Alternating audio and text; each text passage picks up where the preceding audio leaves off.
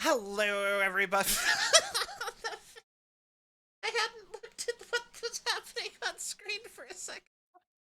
Hello, everybody. Welcome to another episode of Sullivanite with our guest Kendo Tommy. Hi. Uh, Sorry, I couldn't. I saw the button and couldn't resist. oh, he is mute. Uh, Or oh, oh, wait, oh.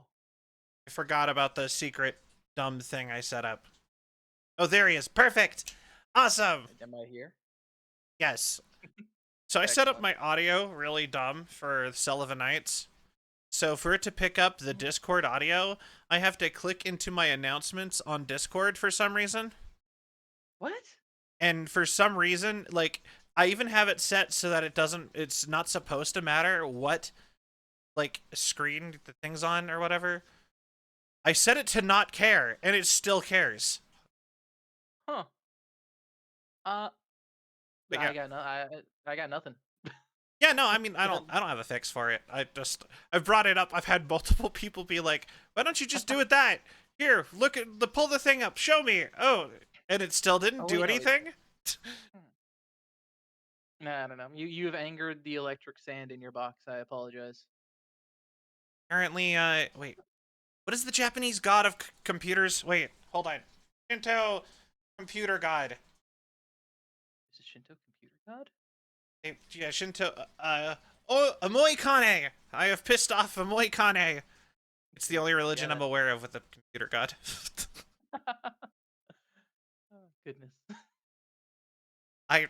I should burn an incense in their honor or something. You have to align the entire inner computer just with incense, and every time you're about to start streaming, have your fan light them all at once.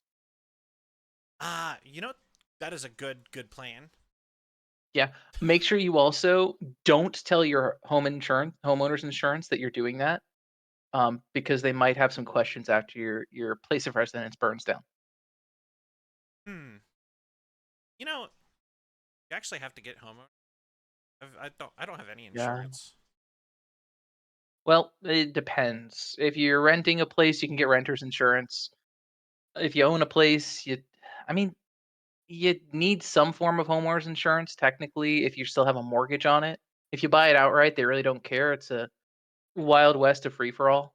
Well, like in my Um, apartment when I got my fish tank, I was asked by the fish tank people, like, "Hey, you got apartments insurance, right?" And I'm like, "That's a thing." And they're like, mhm. "Oh, okay." And then they gave me a fish tank. So then I'm like, "Cool." Yeah, it is a thing. So it depends on your state laws. It depends on your housing agreements. It depends on your mortgage agreements. Like for me, oh, excuse me. If I wanted to get a mortgage for my house, I needed homeowners insurance. When I was living in the city and I was renting an apartment, that particular apartment complex required renters insurance. Really just depends on what you got. Ah, okay, okay. But we kind of skipped over a bit. Hey, Yeah, introduce sorry. yourself. Yeah, so I'm Kendo Tommy. I've been oh gosh, I've been doing stuff randomly for years now. Like I'm pre-COVID era. I started out with a Vroid, little dude on the side of my computer, and then did that to kind of keep me entertained through grad school. Then just kind of snowballed into whatever the heck is going on now. So Nice, that's it in a nutshell. nice. Yeah, I like. I'll be like my big introduction to you specifically was just like all of Sill's stories of just like, Nintendo made me I'm so this sorry. model, and now I'm here. Yeah, yeah. It was funny because that I'm sure Sil has told the story multiple times, and it was a long time ago, so some of it's kind of blurry for I guess both of us. But yeah, I was in a Mega Man avatar. I just got VR. I was all excited, and I've got a lovely case of the social anxieties, which is why I'll babble a lot if I'm not careful, or I'll go completely silent. And in VR chat, one of my favorite things to do is people watch. So I just kind of sat in the corner of that Taco Bell and I was drawing with the pencils they had, and Sil swore that I was mute. So she was going around talking to everybody. We were just like, I was doodling things, I was writing things out, Mm-hmm. and finally, I'm like, "Yeah, I'm doing it. I'm having a good day. I'm having fun." And they flipped out because it was like, "You could talk the whole time." What the frick? I'll be careful with cursing as well, just in case. I feel free. Um, Feel free. I mean, we're past the 1 minute mark, so oh hell yeah, fart! I did it. I cursed. Um, but yeah, like ever since that, then that just kind of tumbled into like we were just enjoying VR chat, and I wanted to make my own model, so I did a YouTube and was like, oh, okay, this is how you do it. And I found out you could just put that model on the corner of your screen. I was like, I'm gonna play Subnautica with this. And if I'm gonna do all this work, I'm gonna see what OBS is like and just stream it. And hey, Sil, you could do this thing. Let me make a model for you. I'll practice. And then it just went on and on and on. that's So yeah, it awesome. was unique. Wow! All of a sudden, I've been updating Warframe in the background because it was gonna take forever, and it just decided to make my eardrums explode. Ooh. A nice choice on Subnautica for the thing that got you. That's actually like that was. I think that was actually the game that got me into like creation. It's my proudest achievement was I went from nothing to complete in hardcore Subnautica. All and I streamed it all way back in the day. So that was my big like I did it moment. Nice, So I was pretty proud. nice, nice. And so how long have you had a Live 2D actually? Well, it's been a while. I think I got my live 2D. Let's see, it's 2025, probably 4 years ago, something like that. It Okay. was actually so I think I had initially met Sil and Company 2019, 2020, and 2020, 2021, somewhere in there, I got the live 2D model. And I actually, I took a recommendation from a friend of mine, Onishan. He, uh, he and I have the same model mama, and Oh, fantastic work, very quick work, super kind artist. Um, and I feel terrible because I can't remember her name right now because it's been so long. Oh no. Um, but yeah, it was really fun to just I enjoy the 2D aesthetic a bit more than the 3D aesthetic. Um, although at one yeah. point I was doing the whole hand tracking and all that stuff, but then my hands would like flip out and fold inside out. And really, you can only violate physics but so many times before three-letter agencies start to get on your back. So, um, Good old FBC. yeah, the IRS. Oh, the IRS. Your hand went backwards. You owe us $100 in taxes now. Basically. But they're not going to tell you owe them $100. You have to guess, and if you're wrong, felony. I mean, yeah. Yeah. Woo, taxes. God, I Just a true. reminder, taxes are coming up. It's already over. Tax season's already over, actually, isn't it? April 15th for personal taxes. If you're doing business taxes, it was March 17th.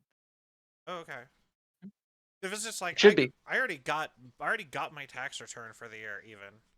So Yeah, if you do it early, it's better. But yeah, also I've apparently been. you don't actually have to file your taxes at all if you're gonna get money back. They don't care if they don't give you money.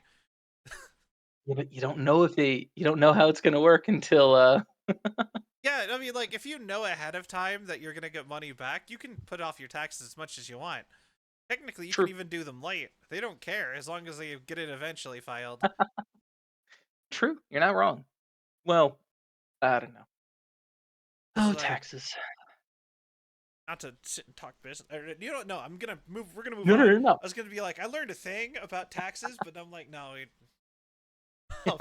the most boring conversation ever. So yeah, have you heard How's about it going, orphan everyone? Next. taxes? Where you can claim taxes. Anyway, What? uh, that's We'll actually a we'll have thing. to You have can to. claim taxes that have been abandoned, basically, by people from tax returns, and it's a perfectly legal process. And some states let you do that. We're gonna have a talk after this. Hmm.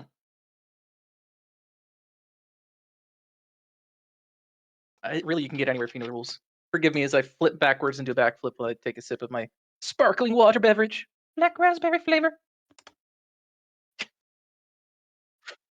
Mhm. It's you gotta pick the right sparkling water, the right brand. But yeah, Yeah, well, I mean, you, yeah. Oh god. Sorry, mom just texted me. Yes. Mom said hi. Well, she said Hi, hi to me specifically, but I'm, hi, Kendo's you know. mom. Yep. Nope, so you're not muted. James is just losing his hearing. Uh, but okay, cool, cool. Yes. So, uh, yeah, but yeah. Most of like I said, when I think of you, I also very frequently think of two other things other than Sill's constant reiterating of the story of how she's only reason she is here is because of you.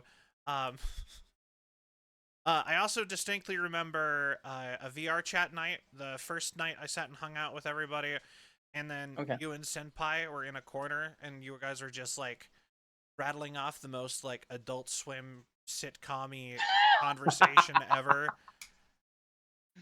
And I'm like, Yeah, we had moments. yeah, We honestly, you already spoke to James on here, but James and I also will go back. We do more of like the really cringy pun things, something that'll make you feel like your butthole is cringing up inside your intestines type of cringe. Like your whole body just consumed the essence of lemon and you want to fold inside out. It's really great. It's one of my favorite things. It's kind of like a drug. I love puns. They're I great. The I the am always cheesier the using. pun, the better. I have this joke I used to love telling my friends back in college, and it takes 5 minutes to tell, and it's just like about a guy dating a the daughter of a cantaloupe farm or like a melon farmer, and it just ends with a pun of cantaloupe. And the whole idea is just the longer the build up is, the more disappointing it is when the whole joke is a pun. I love it. I love it so much. There's something really magical about puns, and I think you can't trust people who don't like puns and also feel a little bit cringe when they say puns. Like if somebody does not embrace the pun, they're not really somebody you want to hang out with. I think they're a sign of intelligence, truly. I don't know. Well, maybe. At the very least, it's a sign of a good vocabulary. I I mean, I don't know if that's actually a sign of intelligence. I remember seeing that somewhere. There was just like the catching of pun, like the pun usage and intelligence is like an actual like correlation thing, and I thought that was really funny. Probably one of those like fake studies though. Yeah, it's pretty punny. So I buy it. I believe it. Ah, and then I also very distinctly remember you being the showrunner of pretty much all of our huge Minecraft endeavors. I try. So as a hobby, so my background is in cellular mechanobiology. I spent a decade of my life learning what like how we're put together and what we do with that. So of course, the natural hobby of somebody who's into biology is I'm going to buy 10 $35 servers from a dude off of Craigslist and see what I can do. Um, so my electricity bill has been elevated every month since I've started this. Um, and I've got to the point where I can almost completely host a Minecraft server for my house safely, with some exceptions. Right now, I've got James stress testing it. I can get maybe like 20 people, I say confidently.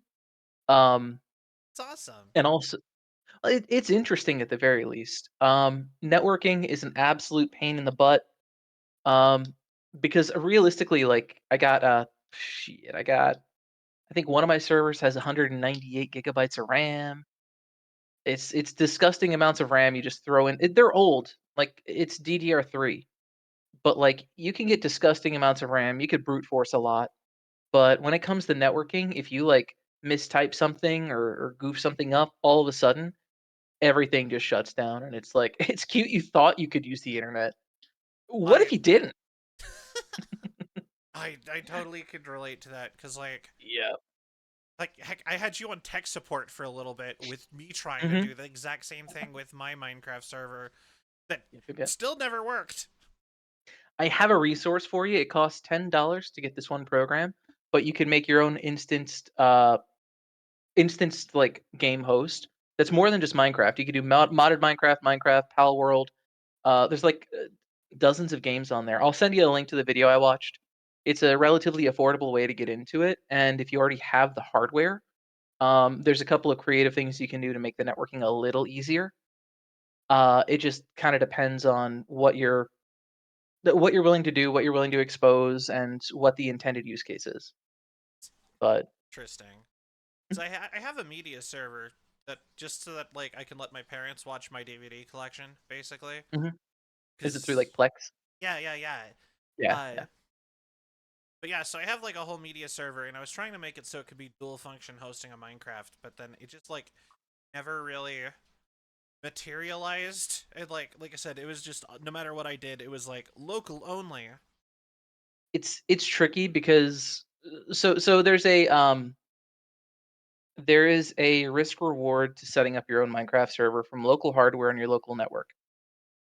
In order for Minecraft to work, you need external computers to speak intimately with a specific computer on your network. You must open up a port and let them do a thing. Um, if you set it up wrong, it can open up your entire network to potential bad actors. So it is better that it doesn't work. Like, it's better if it defaults to, oh, it doesn't work right, because then you don't open yourself up to like dangerous, nefarious actors on the internet. If you are doing just stuff for friends and you don't mind sharing your IP address and opening up your network, that's a lot easier, and you can hammer that out in like a day. But to get it to work right, like it's tricky. I just sent you a YouTube link you can check out at some point. Oh, yeah. Um, that's the instructions that I went off of basically. Okay. But also, if ever you get the chance, I'm sorry, Oh no, go on ahead. if ever you get the chance, it is worth checking out Proxmox. It is an operating system that you can use as like I think they call it a hypervisor. It's a virtual machine. So you can Oh, spin up as many computers as you want out of the one computer, as long as you have the resources. okay. So, Interesting. I Like, got down a deep rabbit hole with this stuff. yeah, I actually used to have my like in my computer. I used to have my old like two of my old computers as virtual machines, just Mhm. assimilated like the Borg into my server rack, basically. Oh Because yeah.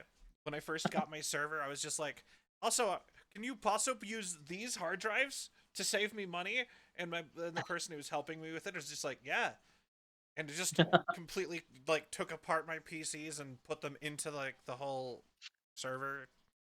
The Franken server is strong. Yeah. It's a great way to start.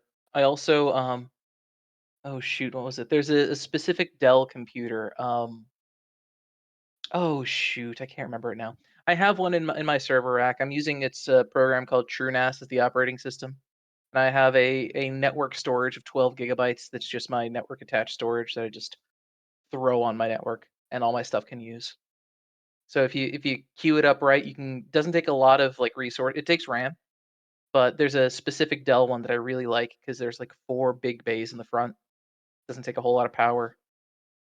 But yeah, it's nice to have that network storage too. I've almost got it set up so I can use like my Windows thinks it's a normal hard drive and I could just play games off of it, which is really nice. So, Nice. anyways, I don't let me keep down this rabbit hole because I will just Honestly, spiral. no, I could keep going, but I don't know how interesting that is for audio. Yeah, sorry. Like in-depth tech talk. Like if you ever watched Markiplier's podcast, this is a side note on this. I've He, watched some the Distractables. yeah, Hmm. in like recent memory, because was working on so many little tech projects for his movie, he has people coming in telling him to shut up about his stuff. They're just, Mark, stop talking about your hobbies. We're not here for that. Please be funny. Do the funny. I'm not here to listen about what interests you. Make me laugh. Yeah, and it's hilarious that that is like the biggest source of hate is Markiplier. Please, we want to hear Markiplier, not tech stuff with Markiplier. Good heaven forbid someone has a hobby. Yeah. But also, it's interesting. I didn't actually know you were. I knew you were a scientist of some Mhm. sort. That is like the most molecular biology. That's really interesting. So I can tell you more than anyone really wants to ever know about the specific protein fibronectin and the mechanical properties of fibronectin, the way it assembles in the body, it's linked to fibrosis and the fibrotic response, wound healing, fibroblasts. I can tell you an awful lot about a tiny little bit of the body. So yeah, I Interesting. studied my major was biomedical engineering. So essentially I Hmm. liked biology and math and I wanted to apply engineering principles to biological stuff to give you the Interesting. high level.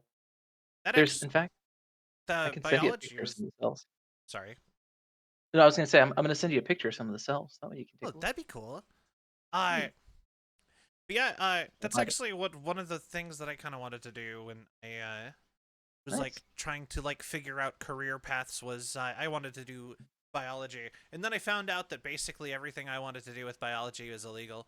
So Well, no, it's only illegal if you're not hired by the government. well I Like that you get in with the right like there's that whole meme about mechanical engineers and, do you want to, do something good or work at Lockheed Martin? well I was like I want to be a biologist. I'm like I want to like give raccoons thumbs, like actual thumbs, and see what happens. And then I I was mean, that's creative. I'll give you that. or the other one, the my usual common one I would say is I want to make I want to make like chimpanzees actually talk and just see how what kind of society they develop. I mean, eh, But yeah, I that's was kind of like redoing people. yeah, but I want to see if like I think that would be interesting to just like watch just to see how like they adapt and stuff, or see if the I must communication do. can be brought if you just like put the speech gene in Z's. But I brought this up to my college intro people because I didn't have like I didn't have a like a degree planned, and I'm like, oh, I think I might want to do biology. They're like, oh, what do you want to do for biology? Like trying to make like a curriculum for me, Mhm. and I was like, I want to do this. I want to make monkeys talk. They were just like, I you mean, shouldn't give up now. listen, you have an amazing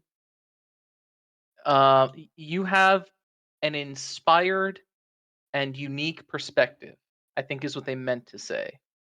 Yeah, Um, but it was the first time I'd ever heard a teacher just be like, don't, just give up now. well, I mean, yeah, it would have been interesting. I'll give you that. So I'm trying to find some of these images for you because some of the cells are really cool. Just go into like a biology, like go into like a biology school and just be like, I want to start the zombie apocalypse. It's just like, Well, you laugh, but there's a buddy of mine who was in he got his MD and his PhD because, why get one when you can get both? Um and he went into a scary amount of detail as to the right like medicines and schedule of actually making like human zombies. oh, I was like, "Buddy, let's just keep lifting weights cuz I just want to work out with you. I don't want to not be able to sleep tonight, buddy." it reminds me of. So, Have you seen the person on TikTok who is some fungus expert, and they are specializing sound in like a fun guy. cordyceps, and he is actively trying to breed cordyceps to be able to infect more complicated creatures. Oh god. And he does That's not a updates. He's been giving updates on TikTok. Yeah, no, let's maybe not do that. Also, that's a TIFF file. I don't know if I can easily Oh, I know I can do that. PowerPoint. I I have have something no that could open a TIFF file. Yeah, we did TIFF because it was just a good quality photo. And Ah, so once I get this sent your way, basically what I did, let me save as picture, save as a PNG should work. the nature of your intended brand of research may not be perfectly compatible with our goals of our organization. That's a much nicer way of saying it. I like that. There you go. Oh, okay. So that's a sample of what I used to do. Might show that Um, on stream. yeah, of course, of course. I could just pop that up so that like Yeah, sure. So yeah, it's a lot of what I did was pretty ah, cool. Yeah, it's a big image. yeah. OBS thinks every image is gigantic though. True. So what you're looking at are some fibroblasts. The red is a protein called actin. It's essentially the skeleton of your cell. The blue is the nucleus. It's the brain of the cell, and all those white dots and the white stringy things, that's fibronectin. So what we used to do, Oh, because it's one thing just to take pictures of things and try to study a protein, that's cool. But like, who doesn't have a fluorescent microscope in their backyard where they just look at proteins all day? You want to do something cool with it, right? right. So, Yeah, so what we did in exactly. this case, yeah, yeah, like who cares? So what we did in this case was we actually stamped down all those circles. We micro printed this essentially microscopic pillars. We were able to print down protein onto a flat surface, and then that's the only spot that a cell could attach. So we did what's called finite element analysis. It's a fancy way of saying we did a lot of math based on how the surface bent. And what we could do, the outcome of this image, we did a lot of computational processing. And essentially, in the same units as a boxer's punch, typically newtons, or I guess foot pounds, but we use newtons in science. Welcome to the metric system. But I could tell you how many newtons of force that cell was applying to the substrate based on the way those dots shifted. And that was a really Interesting. cool. And what's interesting is things like, well, on a stiffer substrate, cells are actually able to apply more force to the substrate. The softer substrate, cells physically cannot apply as much force. And the reason this is important is because if ever anybody in the audience or if you have a scar, you'll notice that that tissue is actually a bit stiffer than the rest of the tissue around it. So the cells are experiencing that difference in stiffness and acting accordingly solely based on the mechanical signals, no chemical signals required. So that's what I spent 10 years of my life studying. That's really interesting. That's super cool. Yeah. Well, and then to continue to nerd out, I apologize, but if you look at something like idiopathic pulmonary fibrosis, there's actually a growing and leading edge of the spread of fibrosis.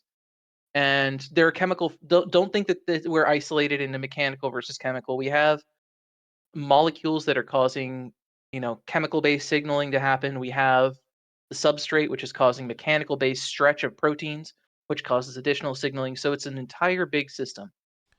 But to Hmm. hypersimplify, idiopathic pulmonary fibrosis, you have a soft, elastic tissue that is your lungs. You have a very stiff, elastic tissue that is a fully mature scar tissue. And then you have kind of uh, the border where those two meet. That border is made up of a soft, viscoelastic substrate, which cells end up thinking is a stiffer substrate. So it changes the way that they apply force to their substrate, which causes more extracellular matrix to be assembled, which causes a larger scar tissue to form, which causes the spread of this disease into healthy tissue. In part, again, multi-part process, multi-part disease, but that's my fun fact with air quotes. Huh. I'll be So, honest. I kind of got a little bit lost with some of that, but I did follow quite a bit. I followed a lot of it, so I'm proud of it myself. no, it's honestly the easiest way to think about it is we're all made up of stretchy Legos, Hmm? and basically how stretchy the Legos are tell you how you can build them. And if you build it the right way, you can trick the cells into thinking that they're one way or the other and make them do something they probably shouldn't. And that could propagate diseases. Oh yeah. Oh wait. But yeah. No, that makes sense. Yes. Like it's kind of like how cancer happens, but different. Similar. In fact, one of the things that happens when you have a cell that turns cancerous is fibronectin is upregulated, expressed, and the substrate is actually stiffer. That's one of the reasons why, for those of you who actually, I think men and women should do it, check yourself for breast cancer. You actually feel that lump. That's actually a stiffening of the tissue, and that follows a very similar mechanism to your wound healing Oh. response. To any all your body copies and pastes a lot of the stuff. So Fibronectin is secreted, it gets assembled in a force dependent manner. It causes the substrate to get stiffer, and that makes you feel a lump that is stiffer than your soft tissue. Oh, So, okay. so you were actually spot on with your analogy. Oh, perfect. Awesome. Mhm. Yo, I'm feeling smart. Awesome. So, Actually, that immediately, yeah, I just immediately like, now I just want to ask you science questions because I have yeah, actual sure. science questions for like biomedicine stuff, but I'm also I like, I can't promise I'll have all the answers, but I'm happy to answer what I can. okay, wait, do you know what happened to like, okay, I read in the news a while back that they had developed a thing that basically was like trained cells to attack a certain type of protein that was in most cancers as a Mhm. cure for cancer. Did that actually, is that still in like testing phases? So That actually, that type of I've not heard of that specific case, but that is a theory that's existed for a while. Essentially, so do you know how the immune system works? yeah, yes, yeah, I do. Okay. Okay. So to give a super high level recap, foreign body attacks your cells. The cells don't know what it is. They shoot out a bunch of antibodies that tag bad things, train your body to attack them, and then you form a resistance to that thing. You have killer T cells that come in, kick ass, take names, and then it turns into poop. Um, and the circle of life continues. Yes. The idea was that, and here's the tricky part with cancer specifically: cancer, all of the proteins that come up in cancer are some variation of proteins that are in your healthy cells, because cancer is just your body not able to regulate growth in a very acute, pointed way, plus other stuff. And there's, again, whole cascade. We're a complicated system. To make it kind of minimum viable product, minimum viable discussion, the goal was to use some of the mutated proteins that are in some of the cancers and essentially train your cells and your immune system to attack things that express that protein in a very similar way to vaccines. Um, I'm not. I don't think that. I think that's a very good idea and a positive direction of a treatment. I don't know where they stand with it, and I have concerns. So I will also throw this out there. I tend to be very skeptical and critical when it comes to technology. I want to make sure that people think it through. And my biggest concern with that type of technology is because biology is squishy and gooey and fuzzy. If you're thinking of logic, um, we don't want anything we do to potentially attack healthy cells as well. So there's a bit of a risk reward in that case. I think if they get the technology right and they find a clean enough target, I think it's going to be a home run. They just need to do a lot of testing. Interesting. I Mhm. have two more. If we can Yeah, move of on from course. bio. Yeah, I told you, you got me. Today's a good day. You got me as long as you need. Awesome. I just like I'm Well, just genuinely like I'm like super mhm, fascinated with this. yeah, yeah. It's cool, and it's cool because it's a view on ourselves that we don't always think about. Yeah. Mhm, So yeah, I have two other like science things that I read mhm, about that I've never heard since mhm. anything. It's protein washing and bone scaffolding. Are those actually like developing, or is that like uh So protein washing, I'll need to look into. I've not heard of that particular phrase, but I think I know what that is.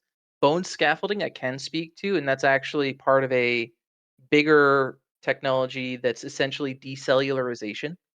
So the idea is we are all made of multiple parts. In a nutshell, we are made of inorganic, we are made of organic, and we are made of live.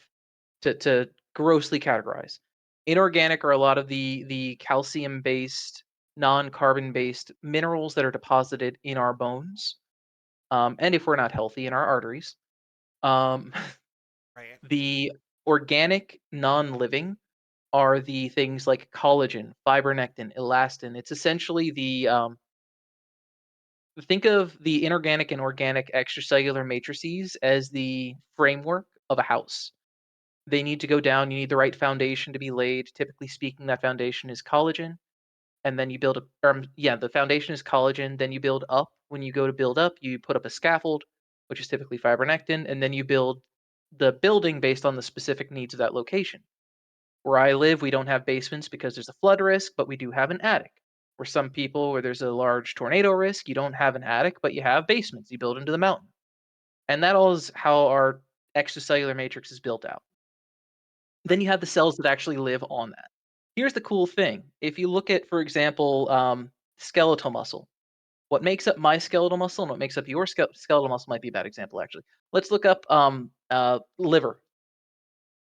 The extracellular matrix that makes up my liver and the extracellular matrix that makes up your liver are functionally the same. Different percentages of different proteins, but they're made up of the same basic thing.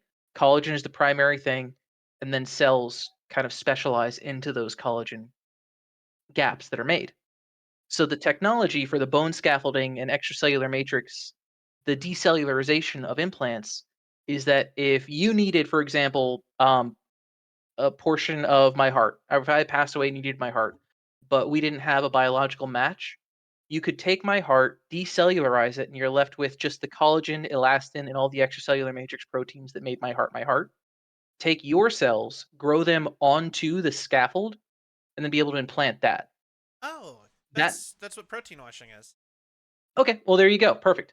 So it's then yeah, I've not heard it called protein washing before, Uh, but it's in sorry. no. Yeah, go ahead, please. It's your show. Yeah, I was gonna say the other type of use I've heard with protein, basically it's just like removing all like the DNA stuff and leaving Mhm, like the cellular protein based mhm. like framework. I Yeah. but I've also heard stuff about like 3D printing with it and a bunch of other interesting stuff with that. Um, 3D printing, I think, is I'm trying to think of how to say this correctly. I think 3D printing offers an interesting idea for not non-complicated tissues. I personally don't think that we have the technology to get the resolution we would need to assemble proteins in any way that is better than what cells could do on their own. So I think the future is going to be more decellularized, I guess protein washing, recellularization of those organ systems above and beyond 3D printing. I think the exception might be bones. Bones, because they're inorganic and they assemble in a very, it's a mix of inorganic and organic. But I think bones are some of the more simple structures we could 3D print at that scale. Um, Okay. but some of the complicated soft organs and soft tissues, like the microvilla of um, the your gut lining, realistically would be tricky to 3D print. Not impossible, maybe in the future, but I think that energies to more effectively decellularize and recellularize are a better effort, in my opinion. That's really that's like I'm just like that is really interesting. Like like I said, I read about that a bunch like Mhm. forever ago, back when I was like super into biology. I've been more into the entertainment, whatever technology stuff lately. Right, right. But back when I was in school and I like was actually wanting to do the aforementioned monkey experiments and Mhm, so on, mhm. just all this stuff was like I was reading about it all the time, and I was like, whoa, we're about to enter like sci-fi whatever stuff. You'd be surprised some of the things we can do. I need to be careful with what I say because I'm very excited about some of the stuff I do now, but I can't talk about it necessarily. But what I can tell you is um, there are a wide variety of small and large biotechnical firms who are really looking into the way that we make medication, the way that we look at health, and they are revolutionizing it through donated organs and tissues from individuals who have passed and are utilizing those gifts to help enhance research for everyone. It's a really some of the things I've been able to see are really amazing. Um, I can't really talk too much about some of it though. Sorry. That is fair. We can move on. I Yes, on a I obviously can talk about this all day if you let me. So yeah. Yeah. yeah, no, like for real, I might hit you up with random questions about Yeah, some of of this stuff course. later on. But Mhm. I think for the show that's Yeah, probably enough sorry. science talk for a minute. Um, on a scale of Sorry. 1 to 10, how realistic is Resident Evil? Which Resident Evil? Any of them with like the super bio weapons in like big tanks. Uh, not like parts of it could be very realistic, but overall, like a 2 or 3. You can't make mass out of nothing, In- and Resident Evil makes a lot of mass out of nothing. Fair enough. Actually, that's what I was always told is the problem with like Wolverine and Deadpool in like Marvel. Hmm.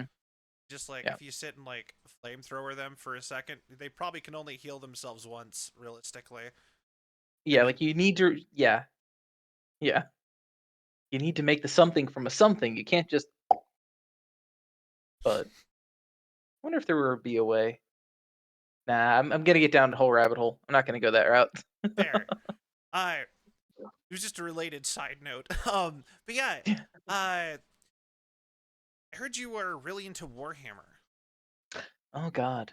Yeah, I've been doing a lot of Warhammer stuff recently. I started out with D&D, which I think is the gateway drug to tabletop war games. Of course. And yeah. And then I always liked Gundam, and then I saw the Tau and was like, that's basically Gundam but grittier. And I started collecting my Tau army. And then I was like, you know what would be better is if I could find a way to get a better discount on these boxes. Because let's call a spade a spade. Warhammer's expensive. Oh yeah, that's why I'm afraid to get into Warhammer. Oh yeah, well that's why I opened a store. Oh, So I own a store that sells Warhammer and I get it myself at discount. Did it save me money? Hell no. Hell no. But I I leaned into the addiction to the point where now I sell Warhammer, I sell other tabletop games too. But that's yeah, it's awesome. I've also been getting better at painting. I can send you a picture of some of the models I painted too. Oh yeah, I got all the pictures for you. Um, that's awesome. You're the first person to ever have like pictures to show on stream, so that's pretty cool. oh yeah, I got you. I can again. You had triggered my hyperfixations. I apologize for everything that's about to happen. um, let's see. Where's a good example of? That's. I've just got the 'Cause dogs half painted. Dogs. Need to get to my Warhammer section. I was kind of interested in Warhammer because it's such a people are talking about it a lot, and so I started like looking into the lore and stuff. I think I want if I got into it, I think I'd want to do Necrons. Necrons are badass, dude. Do you know anything about the lore of Necrons proper?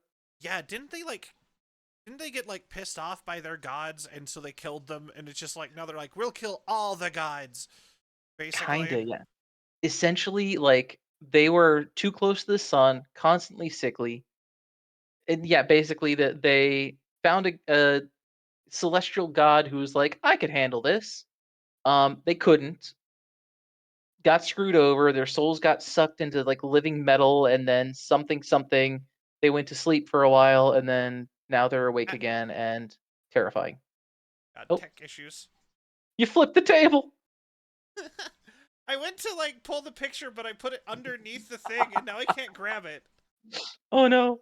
I uh, think if you click the actual object, like in the list of objects, you should be able to shuffle it around, bring it to the top.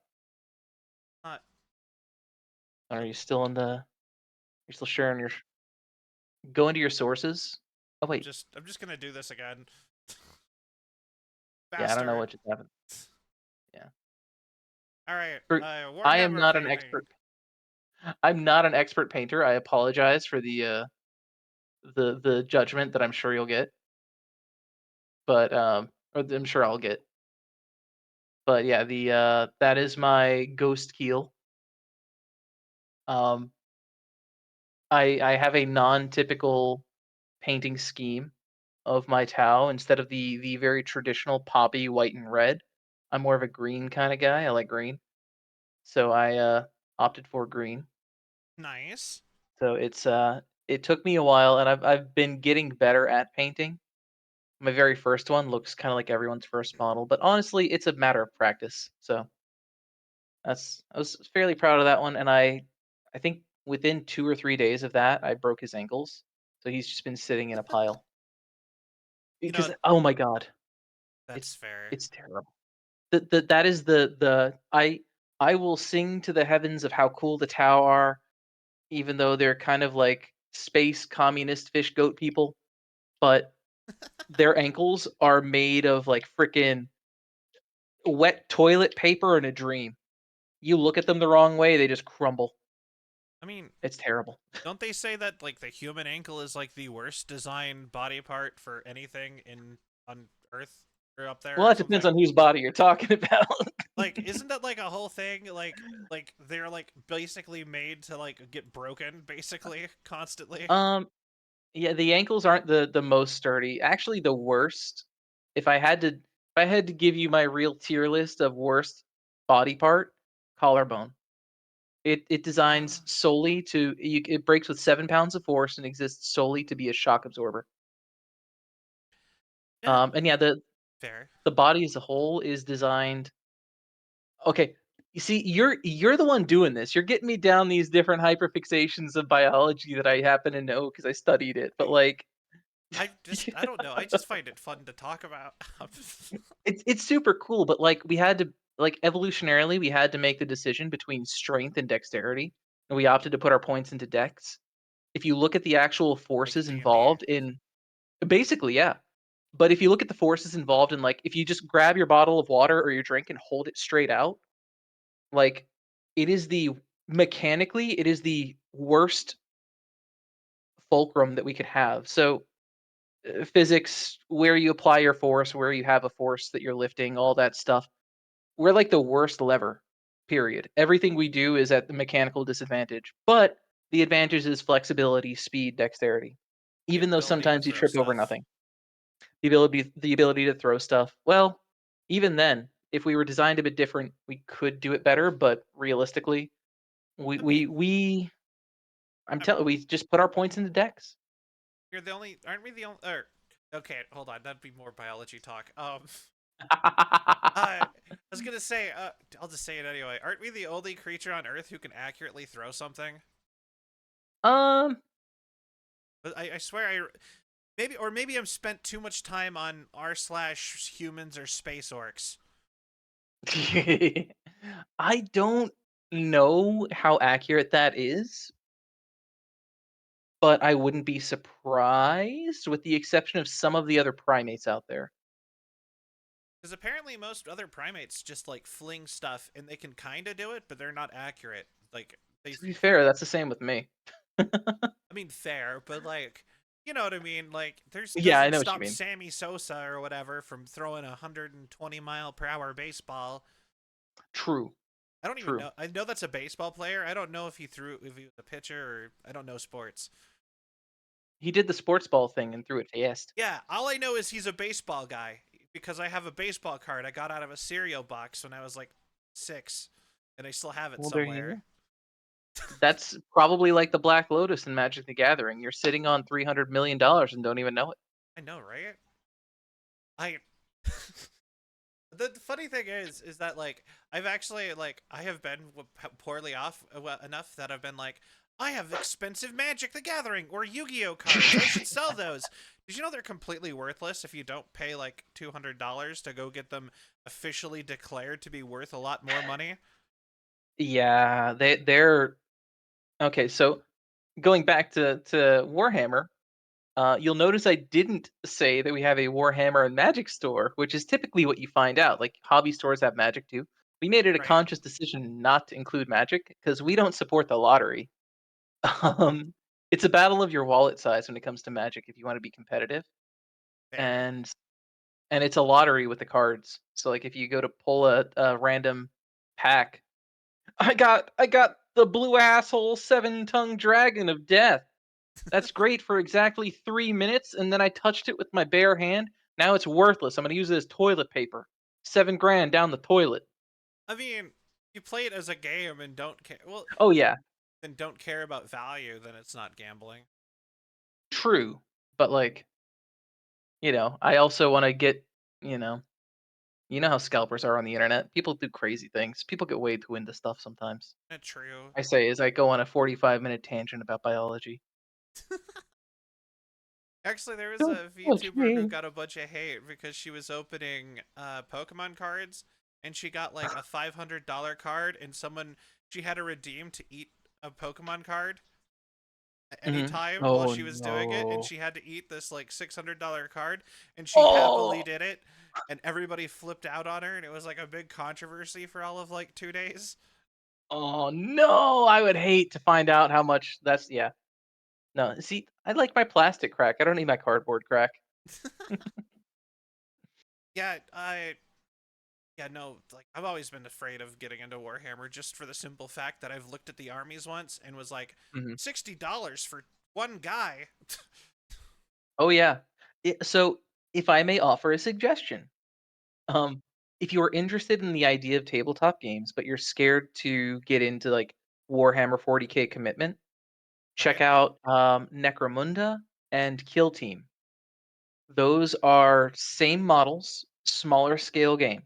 You can Okay. use those models as part of your 40K army, but instead of spending $60 for a unit, you spend $60 for the army. And then you play in a Okay. smaller scale, like 2 foot by 2 foot battle. You get to learn some of the rules, and you can kind of get your feet wet. And if you want to get into another, those are like skirmish based games. Another one I highly recommend is the game Blackout, Blkout. Okay. Um, you spend $60 on a box. It comes with your army, the army rules, and each unit card with their rules. So all you need is a friend to play with, and them to get their army, and that's all you need to play. So and 10-sided die. I'm sorry, you need 10-sided die for that one. Okay. Yeah, it But used to be. there are. Yeah. Go on. Oh no, go ahead. No, go ahead. I used to be super into HeroScape, which is kind of like Warhammer if you didn't have Oh, to paint anything. that's the one that had the hexagonal tiles, right? We talked about this, Yeah. didn't we? I think we have Yeah, talked yeah, about yeah, this yeah. before. But This yeah, this no, is triggering. Yeah, I got like $1,000 worth of like HeroScape that I gathered when I was a kid in a bin just in the other room. I have my HeroScape somewhere around here. I need to pull that out. It's been a long time since I thought. See, I wanted to play HeroScape, but my sister didn't like the games, so it Hmm. was like, okay, Yeah, I'll just hold on to it. that's the problem with a lot of those like those kind of games when they're targeted directly at kids. It's just like who are kids gonna play with it? Like, are you just gonna Right. assume every kid's gonna spend like $800 on miniatures? Yeah, no. Well, that's why it's called Warhammer 401k. You Um, need a 401. Yeah, you need a 401k to afford it. yeah, you just got to keep withdrawing from your 401k. Like, yep, I don't need to retire. I need plastic. Although they did just make Champions of Slaanesh that just came out. So if you're into sex, drugs, and rock and roll, the faction, um, Okay. Champions of Slaanesh, the Emperor's Children is the name of the faction. Worth looking up if you want to get into Warhammer lore. Um, don't, Don't. don't. So, okay, are you familiar with Horus Heresy? No, I'll be honest, my knowledge of Warhammer lore is more like quick snippets and of other people talking Mhm. about it in usually in stuff like VTuber streams. Well, I will give you the highest level Horus Heresy download that I can. Oh, Um, okay. Horus Heresy is I, essentially. hi, Oh, Amelia. Thank you for the hi raid. everyone. Hi. Woo, I raid. Here I we go. Welcome to Taco Bell. normally I sit like during these talk shows I will sit and ignore stuff like this for the sake of the talk show, but I welcome in everybody. My name is Sal. We're doing a talk show called Hi. Sullivan Night. I'm here with my guest Kendo Tommy. Hi. Hi. Hi. Welcome all. What? That is a that's a lot. I hear notifications going off, but don't know what's going on. I'm assuming it's happy. Those are follows. I just got 10 Nice. follows. Oh my god, And he's Hell 5 gift yeah. subs. damn cool! Hell yeah. Thank you all so much. I like trains. So many follows. Wait. It's awesome. Welcome everybody. We Yeah. just talked about biology. And then we were talking about Warhammer. I'd like to Uh, tell you all a story of Horus and his heresy. braided nerd.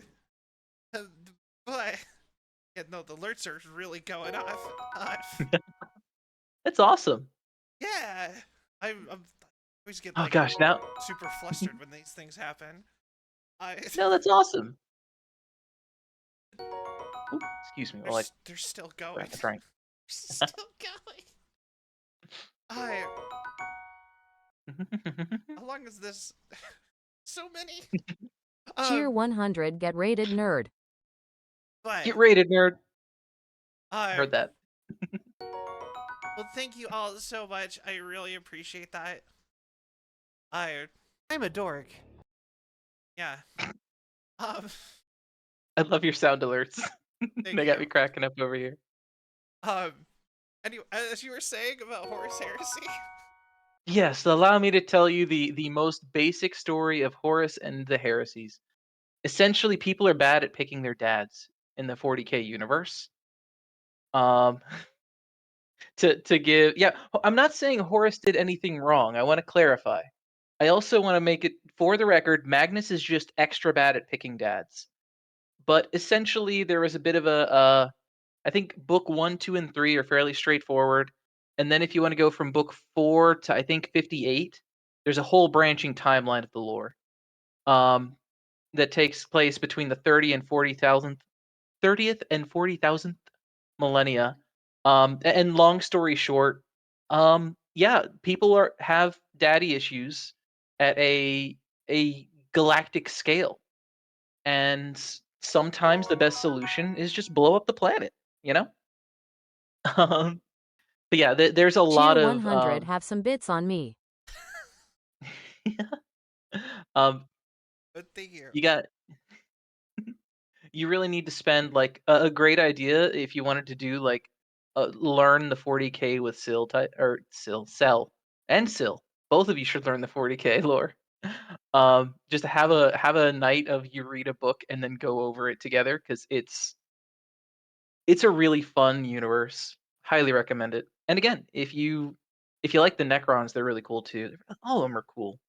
Like, I know Um, the orcs are the most popular one, but when I heard the Necron story, I was just like, yes, robots. Yeah. Like, yeah, and not just robots, cool robots, and they're like they're, Egyptian oh yeah, themed. It's they're just they're Egyptian themed, like sentient living metal robots. And the really awesome thing is that the really intense thing is like if a Necron goes down and stays down and they're killed, like they're gone. That Necron does not exist anywhere else. There's no like warp magic, there's no science, there's no tech, there's nothing. Like it's gone. Whereas if you look at like Space Marines, have you seen Space King? The I think Flash gets short on YouTube. Well, it's longer no, than short but now. I'm aware of like the Emperor of Humanity. Okay, I'll send you some links after this. But basically, like there's some level of like memory retention and genetic memories being passed on through these gene seeds and whole lot of things. So, but Necrons are unique in the fact that like, well, I guess orcs are too, but orcs are kind of like mold. They're just crazy. But yeah, and long story short, Necrons are really cool. Orcs are, if you believe it, it'll happen type of thing. Right. They're great. I It's all fantastic. The red ones go faster Mm. because red's the That's fastest color. Did you hear the story of the orcs who are fighting space marines in an epic battle? The space marines were pushed back and running out of ammunition. So one of the space marines ran up and screamed out "bang" as he pulled the trigger and watched as an orc fell down because he thought he got shot. And essentially a wave of space marines just screaming out "bang bang bang bang" charged and overtook the entire orc force because they believed they got shot and they died. I have heard that one. That one's really Yep. good. I And whenever anyone goes to take over an orc spaceship, they realize that they're not airtight and they can't breathe. And oh god, what's happening? And it's because the orcs believe they could breathe on their spaceship. ah. Like they just will reality into existence. I It's great. One of my favorite. Anyway, Okay, sorry. you see that? It was like a little skit somebody made, and it was like some chaos lord trying to work with the orcs. He's just like, "I've given you the ultimate gun," and it's a log, and they're just like, "That's a log," and they're like, "No, it's a gun. We promise. It's a log." It's just.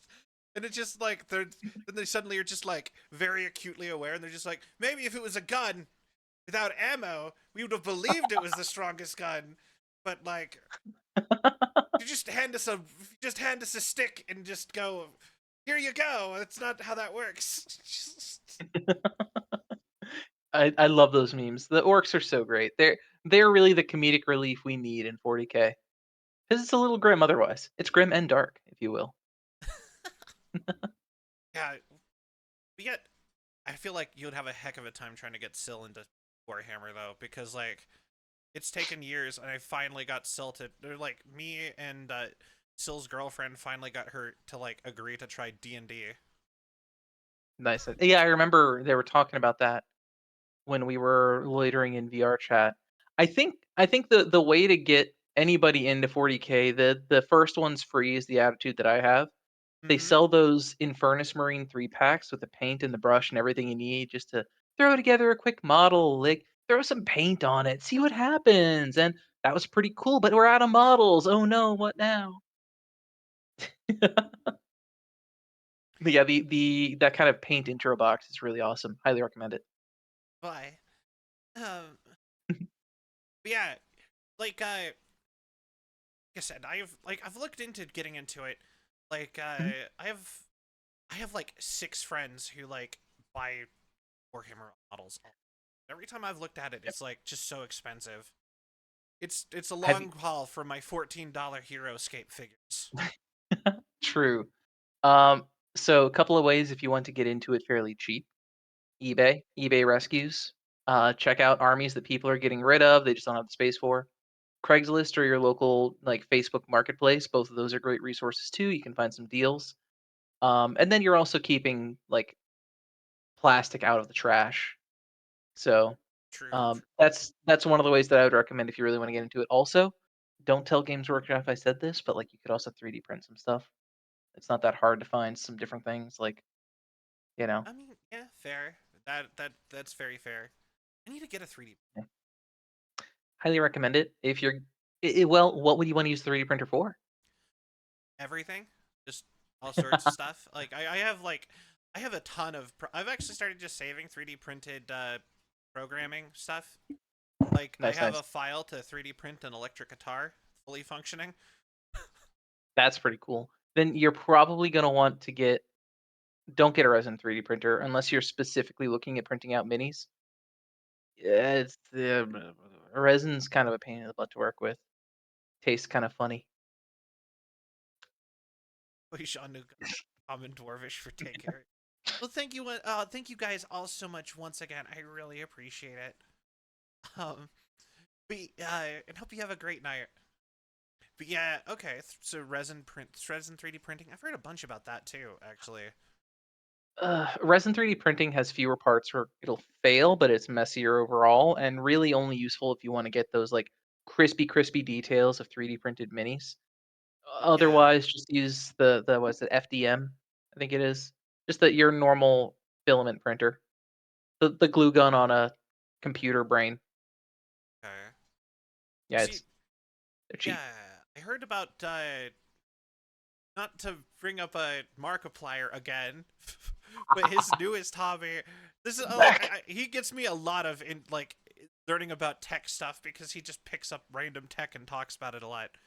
He Yeah, just yeah. got an aluminum resin printer where it's like aluminum dust in resin, and it makes a thing that's like twice as strong as Ooh, aluminum, but the same weight roughly. that's expensive. Yeah, no, He's doing apparently they're like super Jesus. fancy. Yeah, because you could do like iron or aluminum based like laser sintered metal. Like you basically pour a layer of powder down, you Mhm. blast it very specifically with a laser, and you fuse it together. But those are like resin aluminum. That's stupid expensive. That's Markiplier money level of expensive. I mean, he is like a what, like a millionaire, multi-millionaire, or something like that. He he got the I don't need to work anymore money from YouTube back when YouTube was like first starting out. So He was making like I don't solid. need to work any more money like 5 years ago, and he's just kept making that. Yeah, yeah, yeah. Like honestly, he, PewDiePie, Jacksepticeye, the three kind of major ones that I remember seeing, they opened the door for a lot of people to look at content creation as a full time career. The flip side of that is they flooded the marketplace of content creation. But still, like they Yeah. really made it. They made content creation approachable and just like you could be a normal person and just hang out and do things and play games and enjoy yourself. Yeah, they So, they gave a dream to so many nerds worldwide. yep, yep, yep. But That is true. so you so you're a big like D&D tabletop fan also then, I would take it. Yeah, I am. I am. I'm the forever DM of my group. Yo, Sam. Unless I play Call of Cthulhu, in which case they refuse to let me DM for some reason. I heard it was because you had some interesting decisions when it came to encounters. If I remember correctly, like I might be thinking of a different story, but I'm pretty. Didn't you throw like too many really? Well, no, you threw an interesting number of high level creatures at them, right? I Or am I I thinking think of a different story? I think I was doing that with D&D a lot, and I think they were Okay, just like, we can't take this with Call of Cthulhu. gotcha. Okay, I'm mixing up my stories, Yeah, but still, Call of Cthulhu, when I played, I was just like, the solution here is arson. And we would just go as into a it usually place, is. loot, and it's like immediately set the building on fire and get out. And they're like, what about all the mystery? I don't care. I don't want to die. Just I mean, it's kind of basically like in like like when cults. you play War. Yeah, when you play Warframe, the best stealth is nobody knows you were there. You just don't leave anyone around. Boom, perfect stealth. Wait, so you're a Yeah, Warframer too? I've got 1,095 hours in it. Everyone we know is getting like super into Warframe all of a sudden. And it's just like, what happened to make Warframe suddenly like everybody's game? So I remember I first started playing Warframe before they had the Prime uh Warframes out. So I've been in it for a long time.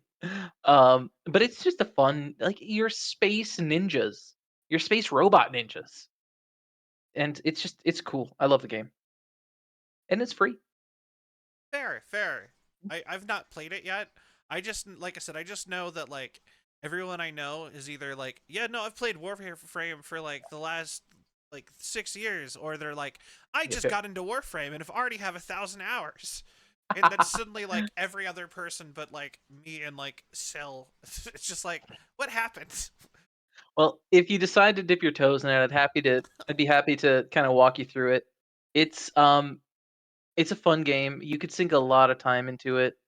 And again, it scratches the aesthetic for me because you're again freaking space robot ninjas and you're designed to be intentionally overpowered. Like you're just badasses. It's great. I love it. Fair, fair. Like I said, I have been interested in it because like I said, when everybody else gets into something, I'm always like, I'm over the hipster phase with where it's like, I don't want to play it any. Now I'm like, it must be good. So Oh yeah. If you play it, let me know. I can walk you through some of it. And also I already have a clan that has a lot of the stuff basically unlocked. I can invite you to it so you can skip a lot of the biggest critique I have for Warframe is there's a lot of grind. It's an MMO level of grind, but fair. it's a third person badass ninja robot shooter of awesomeness where you're like there's a lot of the dopamine just dumps. I am Fair. proud to say that I have spent probably a couple $100 in the game just to support the devs over the 7 or 8 years I've been playing it. Um, because you can also get a 75% off coupon if you're like your daily rewards. So I highly recommend it. And grind's not that big of an issue for me. I cut my teeth in classic World of Warcraft and have 6,000 Oh yeah, you're hours in good. that. Oh, you're good. You're totally fine. This'll be a walk in the park. All right, Um, cool. yeah, I think you'll enjoy it if you like that kind of biotech aesthetic. Okay. Yeah, whenever I think of Warframe, my first thought just goes to those ads where it was just like robot girl butt just like everywhere for a while. That too. There's so much going on. You don't really have a chance to appreciate the robot girl butt Oh. or the robot guy bulge, depending on what you prefer. But they do exist, and Cause yeah, that's just like my Warframe. Oh, it's the butt robot butt game. Yeah, yeah. But I will say this, the true end game of Warframe is actually called Fashion Frame. It's about how do you make your Warframe look the coolest. Um, and there are oh god, there's like 2 dozen color palettes. There's dozens of little tchotchkes and doodads that you can unlock or you can get to attach to your frames and weapons. Your frame has like 6 different color slots that you can individually customize. Your weapons have the same color slots, but it doesn't have to match your Warframe. Like you could do all kinds of crazy cool stuff. And Ew. they've got now so when I first started, there was no real story. Like there was kind of a story, but there was no true story. Mm-hmm. Now I'm not going to spoil any of it for you, but you've got like proper space battles with ships that have multiple stations that you have to have turrets and repair and resource manage, and like you board enemy ships. It's really cool. They've done a lot to make the game kick ass. You know what?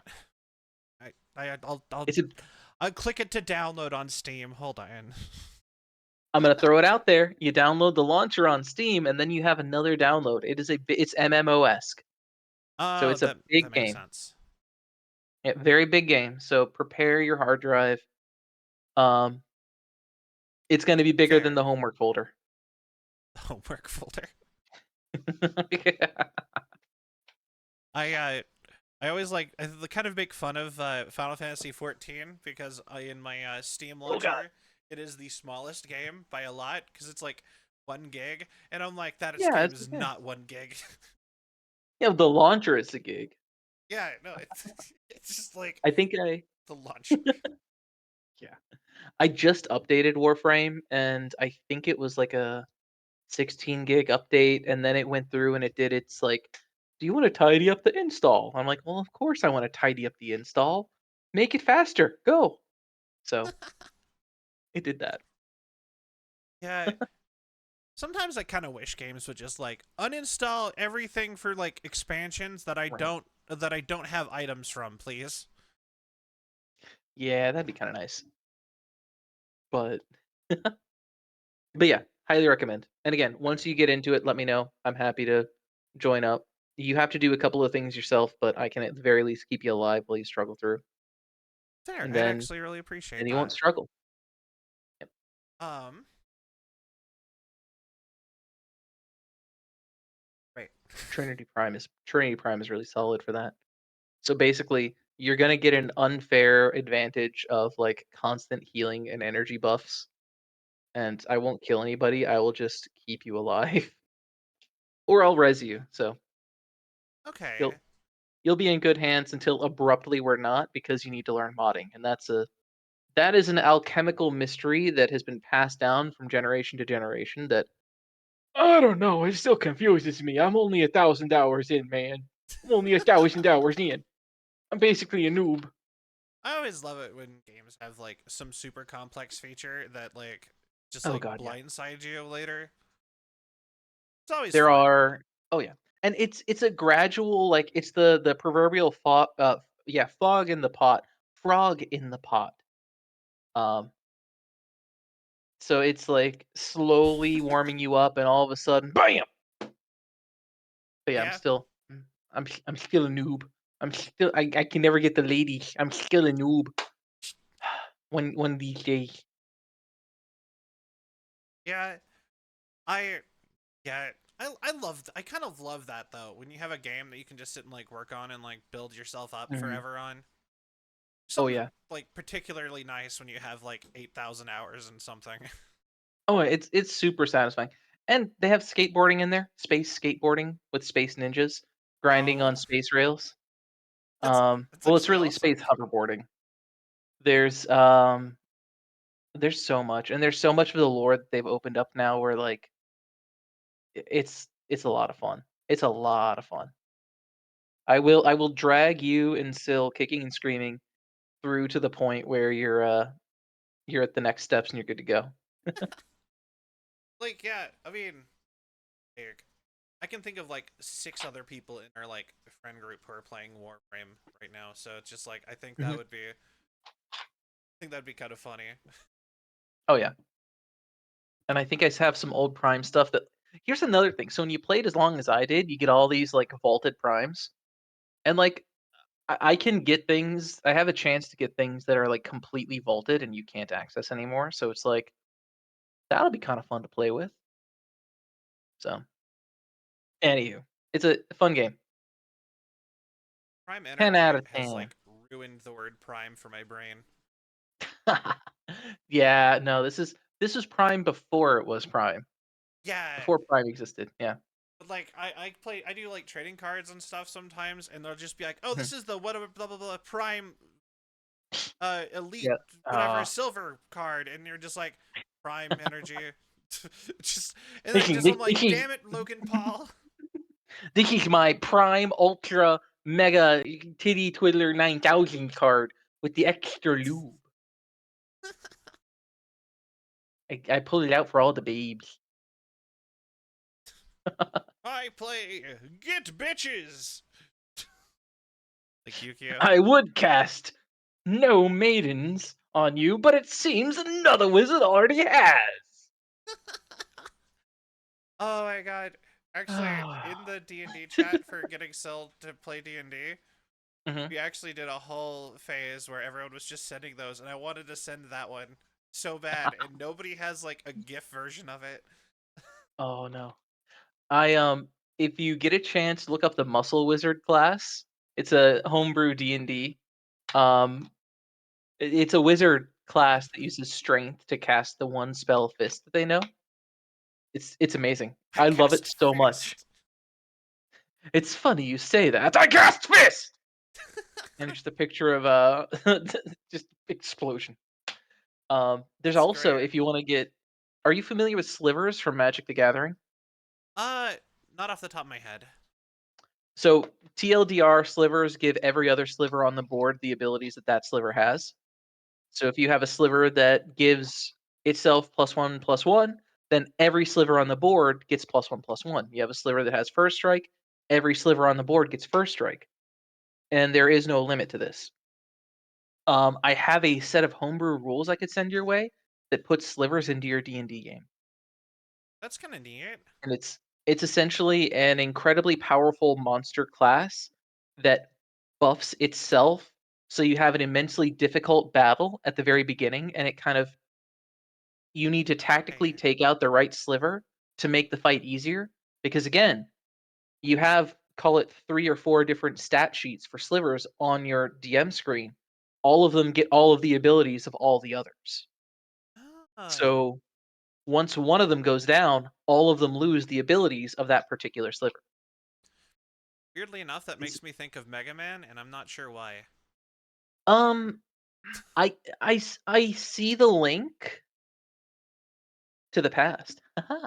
No, I see the link, but I you're not wrong, but you're not right. You're somewhere in the middle. Yeah, that's part of why I'm like, my brain wants to make a connection to Mega Man, but I'm not sure 100% why.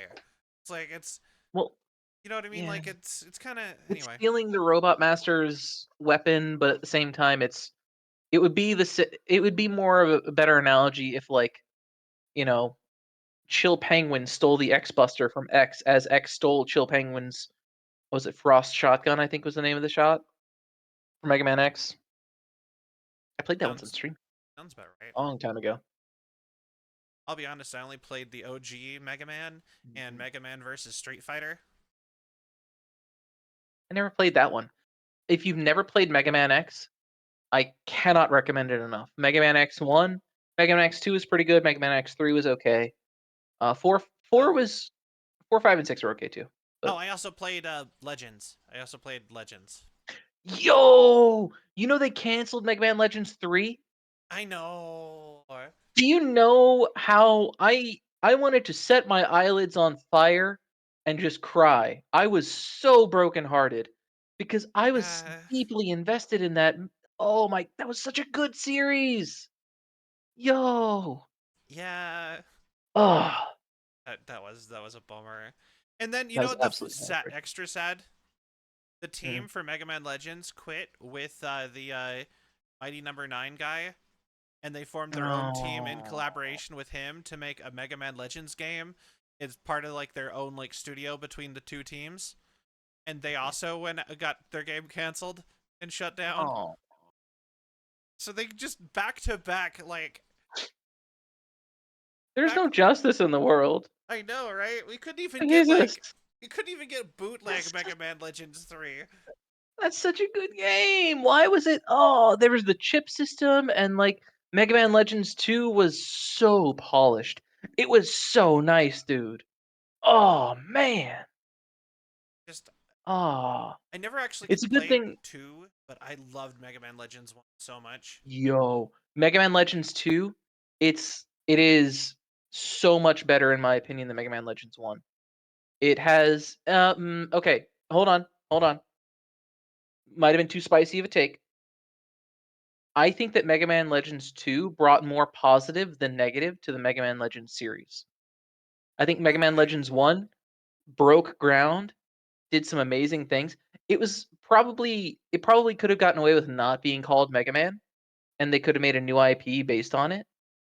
But I think that game style was really fun, and then Mega Man Legends 2 came out and it just polished a lot. Um, I think it is worth legally, of course, finding a copy that happens to be emulated on your computer. Right, right, Um, right. I think that legal emulation through a PlayStation 2, of course, OEM materials and blah, blah, blah, blah, blah, worth the effort. I would 100% say it's worth the effort. In fact, I'm gonna probably mess with that tonight after this. And before I was aware that you could legally purchase a PS2 copy of Mega Man Legends 2, uh, I tried getting it on Amazon way back in that when, and it was like $800, even like Oh, 10 years ago, and I was just like, oh, this is a uh, game I'm not gonna get to play, is it? Because I it got was Mega Man Legends 1 for $14 out of a bargain bin in Walmart, like right at the big yeah, yeah. like middle of PS2 era. See, I actually played it on the Nintendo 64. It was what Mega Man 64, I think they called it. Yeah, yeah. So I felt very fancy fancy. It was a fun game. That's super nostalgic for me.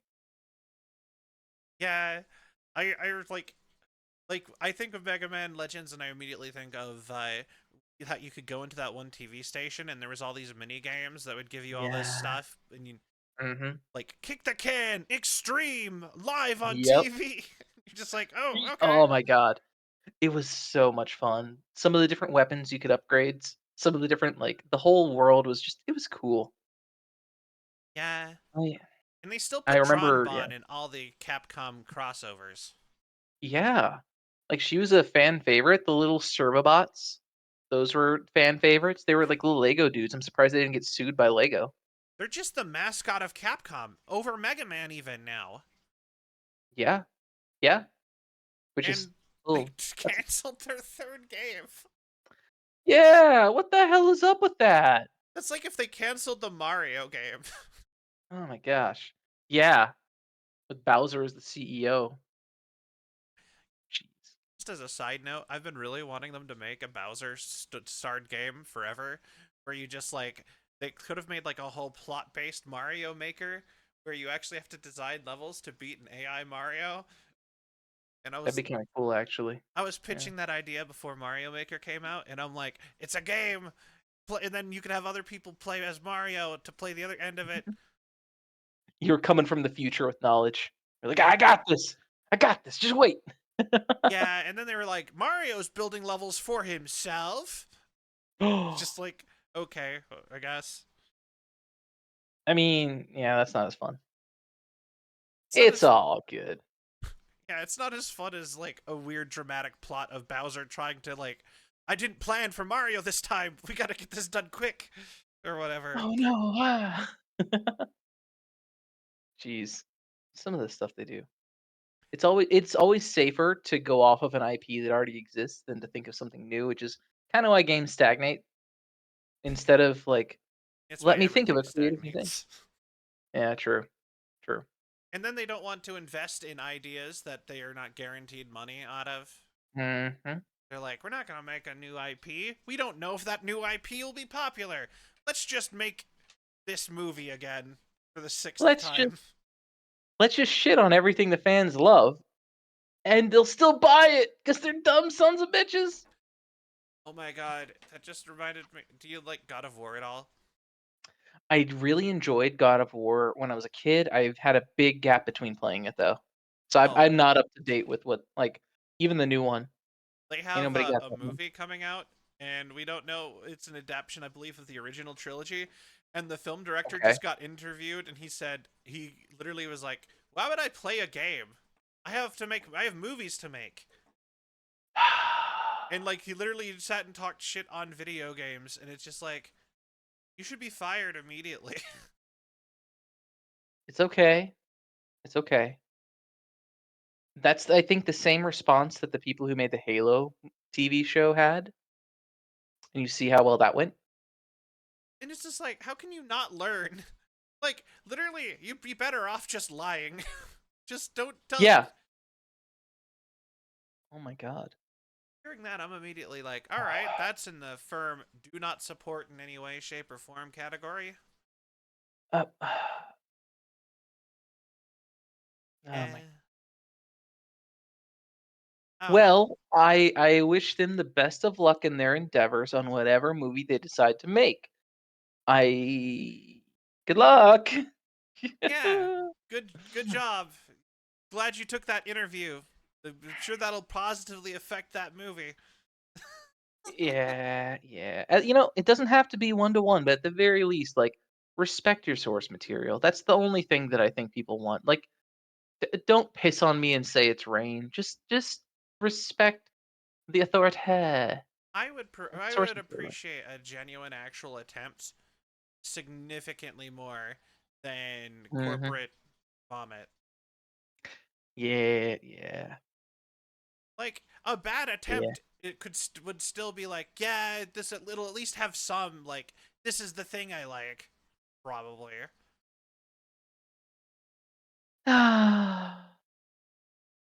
Kind of like the D&D movie. The D&D movie felt like they gave a shit. Like whoever wrote Yeah, that they movie did. had played D&D. Yeah. And I will say that's a great example of a show that didn't like it was kind of cheesy. It was your generic adventure, but it was a generic adventure with all of the right dressing, with all of the right pizzazz, with all of the right respect for the source material. Like you could clearly see who was what class. There were spells cast that I finally got to visualize. Like They made all the jokes everyone made. they did all the jokes everyone made. It was like it was really a love letter to the fans of the genre. And yeah, it was a little cheesy, but so is D&D. Like, Yeah. come on. Like the goofing up of the bridge puzzle. That's 100% something that my character would do and just whoops. I didn't mean that. Oh my god, I actually had to Sorry. stop putting puzzles as a DM into D&D because nobody ever solves them. Instead, I just have to give people fights and foreshadowing and with story, and that's what I do instead of puzzles. Is if I may mysteries. if I may throw a potential suggestion in there. If you have a puzzle and you want to do a puzzle, set it up so that there's some type of like in-game guiding, like intelligence, or in-game guiding, like magic book or letter or something, and essentially have it get sassier and sassier. It gives the players a chance to out charisma your puzzle, and also gives an in-universe way of somebody solving the puzzle, Ah. of like getting hints. So essentially, like it's like somebody on tech support on the phone where they'll help you, they'll do their professional script, but if you rile them up enough or if you pass the right things, they'll either slam the phone and hang up or just scream out the answer and like you turn it into its own fun like out for the players who might not be able to figure out the puzzle. Well, I've had players fail to figure out a puzzle that was literally pull this lever, lift up chain for bridge out of electric pond, but you get zapped, and you Mm. go across bridge and you pull another lever and electricity turns off and everyone's free. Yeah. Yeah. And it was supposed to be you know, like there was like obvious wires that I described to everything. Right. They're just like Hmm. can I swim? And like they're like, oh, my friends got locked up. I don't know what to do. Bye. Just keep going Oh, we. forward past the puzzle. I remember. So one of the few times that I played a game, we were tasked with breaking into a library and essentially acquiring some books about the occult and the spooky. And I fell for so many stupid traps. But the whole thing was it was a library, so you had to be quiet. We had stealth checks all the time. And if you weren't quiet, this like painfully overleveled banshee came through and would like beat the shit out of us and murder us. So what we did is instead of like being stealthy and playing it right, I was using prestidigitation all the time to make booming and thunderclaps and like played the role of somebody like who was bothered because it was so loud and I was just trying to read. Like I always had a book in my hand, but I would always do it near where the enemies were or like to guide the ghost around. So I was essentially playing the DM's NPC tactically, and it Yeah. absolutely ruined his day. You could tell he loved it, but he also hated it. Honestly, Um, I love it when I actually like. I oh love yeah, doing that as the player, and I oh can yeah, always feel bad sometimes. But yeah. it's But like my honestly, arson in it was Call of fun. Cthulhu. Just like we solved like 20% of this encounter, and then we burnt the house down. I mean, hey, the house needed to be burned down. It was a way to Isn't there? guarantee stealth. Yeah, exactly. There's spooky stuff in there. Yeah. There's Yeah. all the spooky. Actually, did you see So that Old Spice did an official collaboration with D&D where they did a whole no. class based on Terry Crews' character from the commercials, where you do random shit with the Yo, power of cleanliness? what?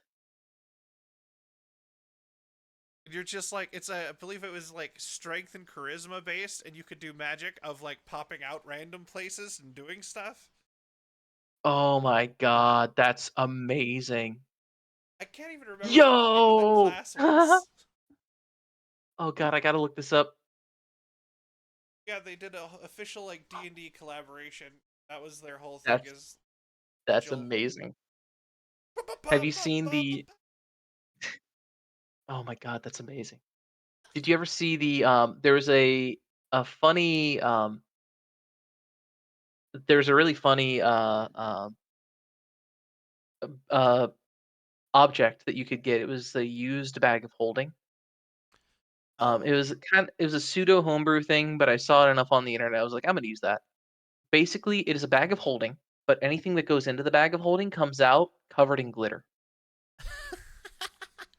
That's It's amazing.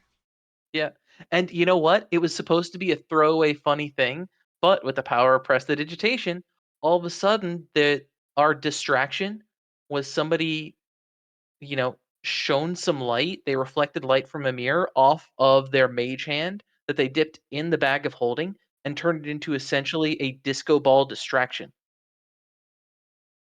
It was No, brilliant. It was absolutely brilliant. I was so proud of my players. it's awesome. Right? Oh, it was so great. We actually that game ended anticlimactically when COVID happened. We just couldn't keep up. And it just transitioning over roll 20 wasn't something that was easy enough to maintain. So it just kind of like it petered out, which sucks. I hope they're Roll doing okay. Uh, 20 is one of those things you kind of have to like set out to do. Like yeah. jumping into it in the middle is like significantly more of a hassle than Yeah. And like for me, I went in there and I built the dungeon tiles, I built the houses, I built all kinds of stuff for the game. And we were playing in a guy's like he had a library in his house, a mini library, and we just sat down and we played the shit out of that game.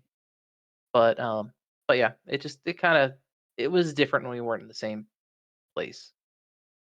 yeah. But Just it's all okay. good. Side note, Mhm. do you want to know what my Yes. favorite real D&D item is that's in actually the official books? What? I can't remember the name at the beginning of it, but it's jar of unlimited mayonnaise. It's so and so's jar of unlimited mayonnaise, Oh my god. and it's an actual It's official D&D item. oh my god. And I think it's in That's third funny. edition, but it's just just a jar that you can just dump Wow. out. Like I think it was like 300 pounds of, or like not 300 pounds, like 30 pounds of mayonnaise out of it a day. Jesus. If you don't kill your opponent with 30 pounds of mayonnaise, you're gonna kill him with the cardiovascular arrest. Jeez. That's cholesterol right there. Just like behold, cholesterol. Gee. Haha, I have mayonnaise you. Haha. And I'm You could do just, some you could have some fun with that actually. That's yeah. I can see it being really funny and use. I can see it actually getting used, but it's also just like right in the level of silly that I struggle to believe it's a real official item. Jeez. I would never have thought that that was an official item. I would have 100 if you told me this is my favorite homebrew, I'd be like, "Oh yeah, that's hysterical," but the fact that that's official, oh, that's fantastic. It's so much better the fact that something Oh like that yeah. is official. It's so great. I love I always so spicy take for D&D. I think that if you build your character out to be like a perfectly min-maxed something or other, you're not going to have as much fun as if you build out an interesting character. I think that everyone when they're building their D&D character should look into a flaw of some kind. Like my my character, I for the campaign that I played in the library, he was a sorcerer and he put basically everything into charisma, only a little bit into intelligence, a little bit into wisdom, zero strength, zero dex, zero constitution. But the whole shtick was he was essentially a sorcerer that was playing as almost a bard, where my only job was to convince you I knew what I was talking about and pop off a couple of cool spells. I sucked at everything else, like by design. But Hmm. I just leaned so heavy on that shtick and gimmick that I was convincing the other players in real life that I knew what I was doing. When I was having conversations with the DM, like, I don't know any of this stuff. This is 100% a deception roll on my side. My character does not know a damn thing about this. You've explained it to me, and me, Tommy, understands it, but my character didn't even notice what you just said. Anything that you described, over his head. I I'm love just gonna that. bluff this shit. And my charisma was high enough that I could make it work. And I think that that leads to interesting games because if you focus so much on the numbers and the min max, just go play with yourself in Excel. But if you want to tell a story, if you want to tell a story and go on an adventure and paint a picture of an epic quest to retrieve an occult book, to save a princess, to understand why does everybody think it's Tuesday all the time? Like all the weird gimmicky adventures you can go on, you really need to feel like your character is real. And to do that, Yeah. you can't be perfect. I agree. I like it. Mhm. I think it's better. Like I know I've met a lot of people who have played where they're just like, I need to be the best warrior, and I'm like, I feel like it's No. way better if you just like pick a concept and like just Mhm. aim at it, and that's like the end of your thing. And and I think like the other thing is if you have a more interesting character, it's easier for me as a DM to build on that. For example, my D&D game that I ran with my friends, um, when I was running it, we were basing it loosely off of the Guilds of Ravnica just came out for Magic the Gathering. Super nerdy, I know. I just gave myself a wedgie saying what I just said. Okay, so we're good here. But like I wanted to do something with that. Jace was a big player, but all my players made their characters in different ways. And one of them was super passionate. Like she wrote this 3-4 page thing about her NPC. She justified why she should have it, like why she should have the NPC as part of her character and ways that she might be able to control it. And I said out of the gate, like, hey, we can make this character. I can go off this background, but like I'm gonna be the one in control of the NPCs. I really want you to focus on how your character would be built out and how they would act different things. So Okay. she built this background. She lovingly was like, it was I was adopted by this single dragonborn who was a blacksmith who like was wonderfully written and is a super sweetheart of a guy. And as we're going, like, we've all done our session 0, now we're doing session 1, we're sitting at the table, and she's, like, anxiously waiting for me to bring him out to show off her NPC. And I'm like, "Well, no, it's funny because it's getting a little late and, you know, this NPC has not arrived back at the forge." So she as the player is getting visibly concerned, and she as the character is getting visibly concerned. It wasn't until, like, 15 minutes of bantering back and forth, figuring things out, stalling, he comes in bloodied up, broken and bruised, holding the door back, coughing, screaming at her to go hide, as the door gets blown back and he is splayed out prone on the ground as these 2 guards rush in and start barking orders. And that was, like, her entire, like, everything she built up about this NPC, all the stuff, all of it was still true, but now I was able to introduce a in character shattering moment for her to build towards and worked that into the story with the big bad. It's So awesome. having that, like, flavorful background, and the whole thing was her character was deaf, so she did a lot of visual cues. So, like, it was difficult for her to figure out what was going on because he was so frantic and she was caught overwhelmed with the visual stimulus. She didn't hear all of the commotion outside, so it was an utter shock that she had to feel and see to experience. She had no preparation, she lost her ability, like, she was taken by surprise. Um, and it was such a powerful moment for that particular player that every other game she was all in. Like, she loved it. And a lot of the other characters had similar things, but hers stands out because she put so much time and effort into building up the story for me. So I did the same to build out the story for her. And when you have that type of dynamic, it's really fun just to really, you know, change it up for people and give them something they really, really love. And maybe that's a 30-pound blob of mayonnaise. Who knows? But Yeah. I didn't know about the mayonnaise jar. If I did, that would have been the MacGuffin of the story. You need to sacrifice exactly 30 pounds of mayonnaise to this altar, Oh otherwise we will not get the sacred item of blah blah blah. my god, my time has come. I knew I needed this. Good sir, have I got a jar for you? Pull out Ignore the jar. Miku model in the bottom. Pull out jar. Like a Pull, source has been consumed for the day. Who ate 30 pounds of mayonnaise? Who did it? pull out, pull out jar. 2 bare feet stand next to it. Screen cuts to black. I'm so sorry. The destroyer. Oh, goodness gracious. Sorry. Anyways, yeah. Again, I do also apologize. I can go off on tangents very easily. No, that's like the show. This show is talking. Tangents is like True. 90% of what this is. Cell of a Night featuring ADHD. Yeah, I mean, I think I don't think I think Syl might be the only person without ADHD that we've had on so far. Really? Really? Nah. If you have ADHD, then and actually, I don't know about James. James might not have ADHD, but I'm pretty sure Pokey and me have ADHD, and I will say I've never been diagnosed with ADHD, but I think I hit most of the symptoms. I'm scared to go to the doctor, so it's probably for the best. fair. I mean, I have ADHD. Like, apparently, you can just like not know that. Like, apparently, Mhm. it's really easy to just not realize. Well, it's also amazing some of the, like, weird things. So, like, have you ever had a friend tell you, like, "Oh, you shouldn't drink soda at night. It's, the caffeine will keep you up." But then you drink a can of soda and you pass out. Oh Um, yeah, there's a yeah. caffeine. Yeah. Caffeine has kind of an opposite.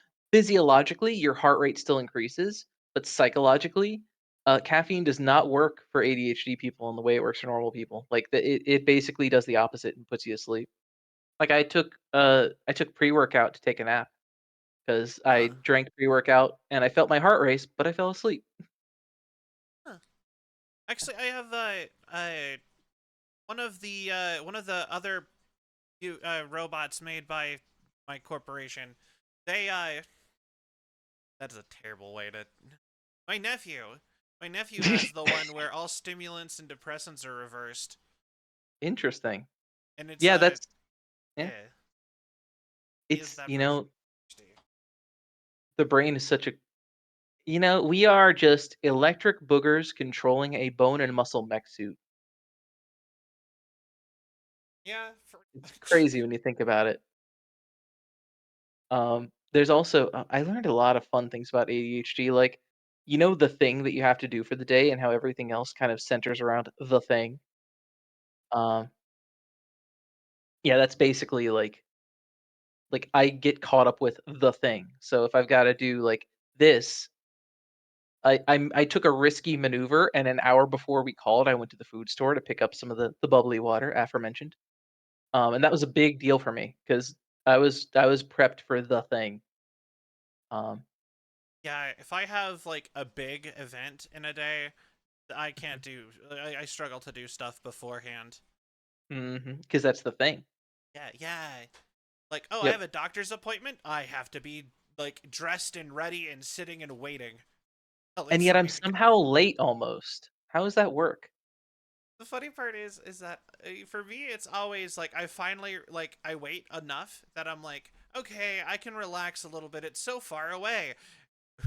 And so I'll like hop It's on my there. phone and then suddenly like, all right, your thing that was in 3 hours, you just sat there for 2 hours and 45 minutes. You now have 15 minutes to get 30 minutes away. And I'm like, oh no. Yep. Time to speed. Ha Good luck everybody on the road. Oh yeah, it's absolutely a thing. And again, it's that whole mentality of that's the thing I have to do. And also getting lost, those are also symptomatic of ADHD.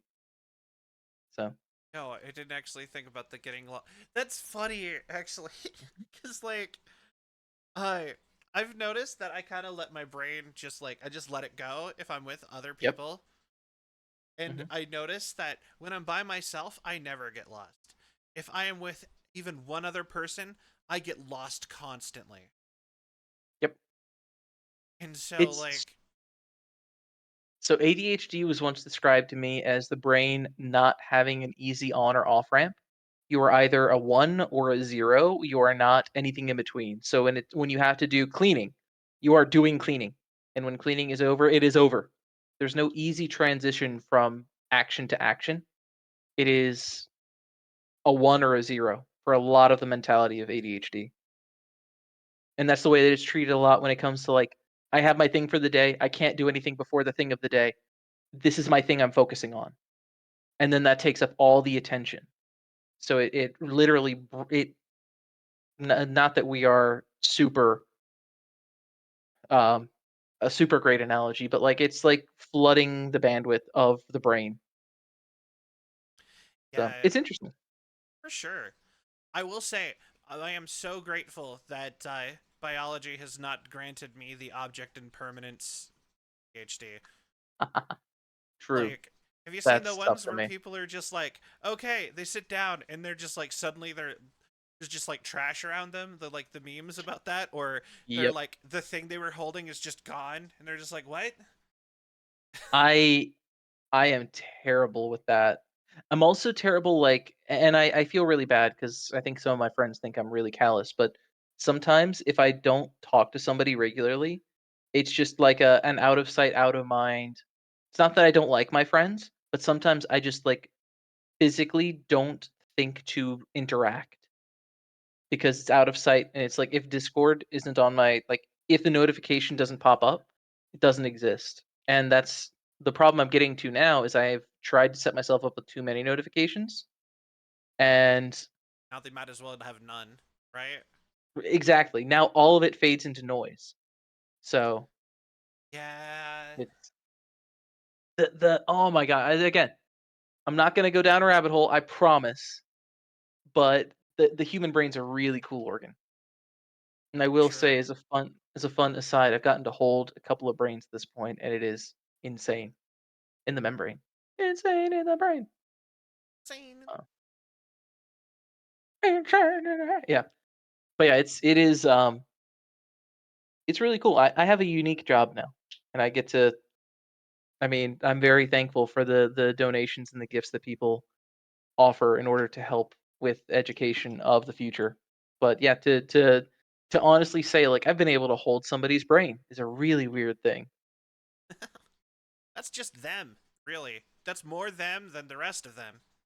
It's well, it was a very so not to get too like touchy feely, but there was a moment because I was all scrubbed up. I had all the PPE on, and we had just done like skull cap removal, and I held this brain in my hands, and I was like, every single thing that this human being ever experienced was processed, digested, felt, experienced through this thing I'm holding, and it fit in my two hands, and I was like, this is terrifyingly humbling to be in a position to be able to learn from this. So it was such a cool, awe-inspiring moment.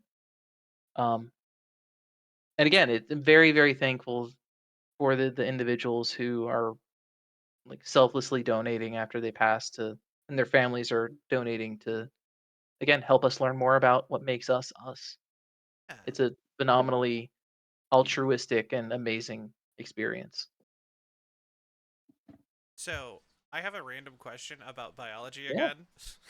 Yeah, of course. I wrote a sci-fi story forever ago that I think I Mhm. only ever posted on Reddit once, but Okay. about it was like a little sci-fi story about 3D printing computers with nodes on the inside of your brain with nanites, so that it could Oh. integrate with your brain by slowly, ship of Theseus integrating through electrical pulses. How Hmm. plausible is that? Just since you were talking about that, I'm just like, Um. More plausible than a lot of other things in sci-fi. More plausible than like Ant-Man in its entirety. Um, I love that Ant-Man they're just gave up on its own science bullshit that it made up, like yo, halfway through the first movie. I was so mad. I was ready. Like we seriously, we had interviews for people who were coming into the lab. And one of the questions that I asked everybody was, "What's your favorite Marvel movie?" By the way, there's a wrong answer. Nobody said Ant-Man, but like Ant-Man is funny. It's great. The actors didn't do a problem with it, but they violated their own science in the movie where they established the science. And I will always be upset by that. This is my Yeah, trigger. Um, that's why in the comics they just say it's just a magical particle that makes everything smaller. They don't go into more yep. detail with that.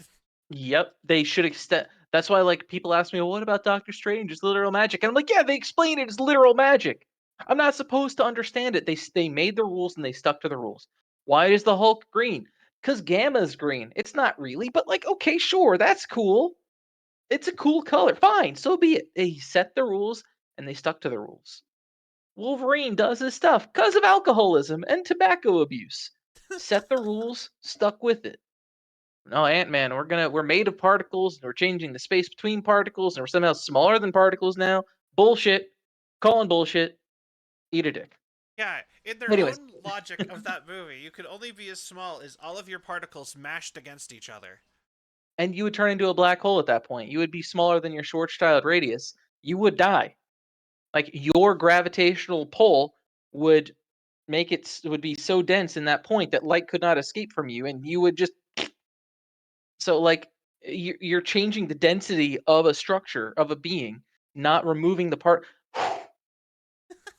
This is clearly is my trigger. It bothers me immensely. Okay, I just don't get it.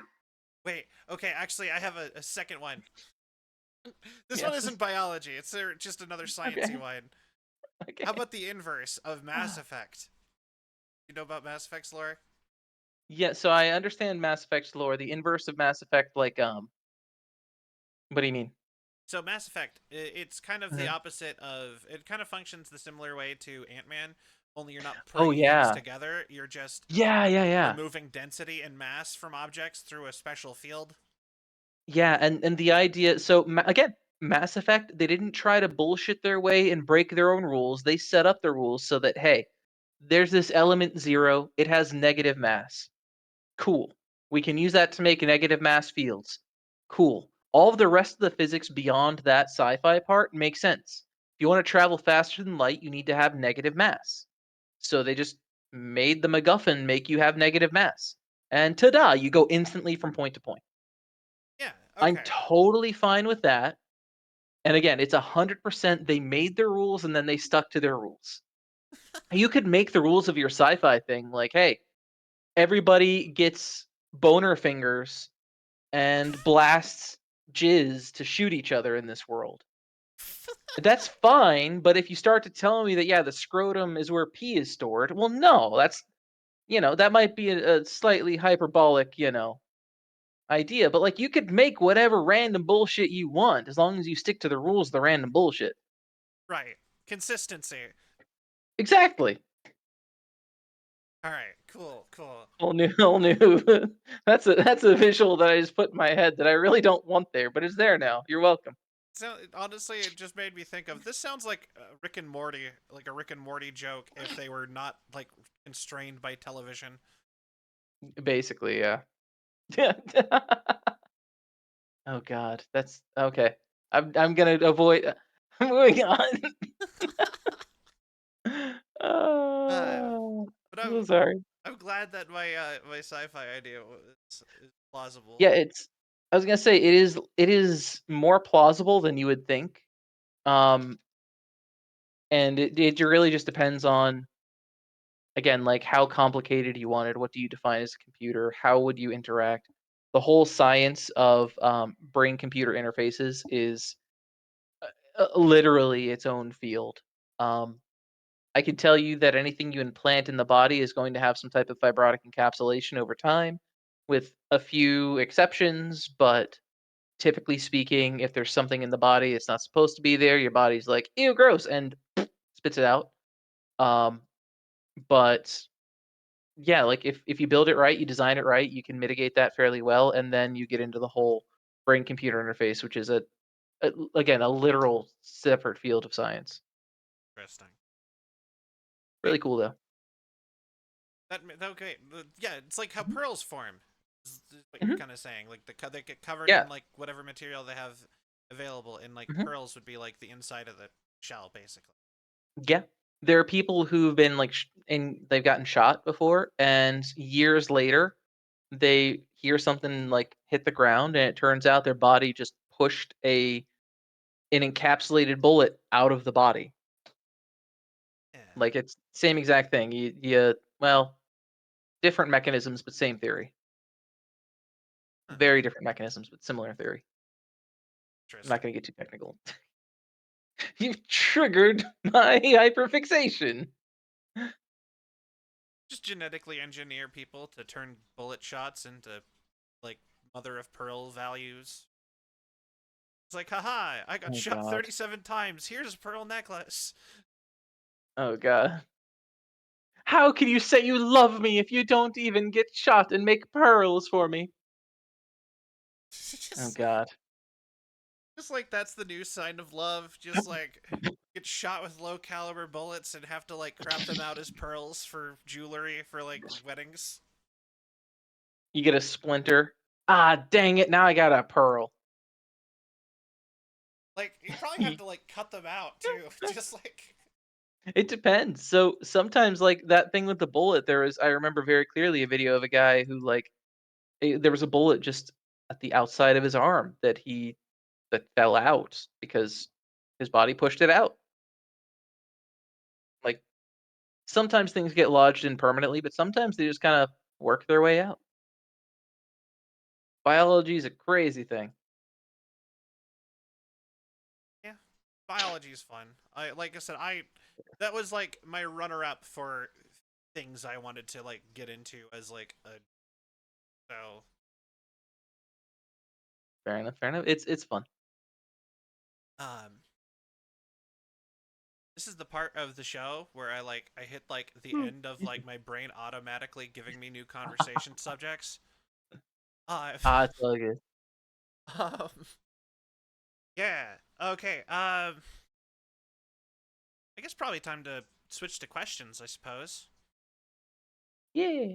I have answers. Let's see if they match up. All right.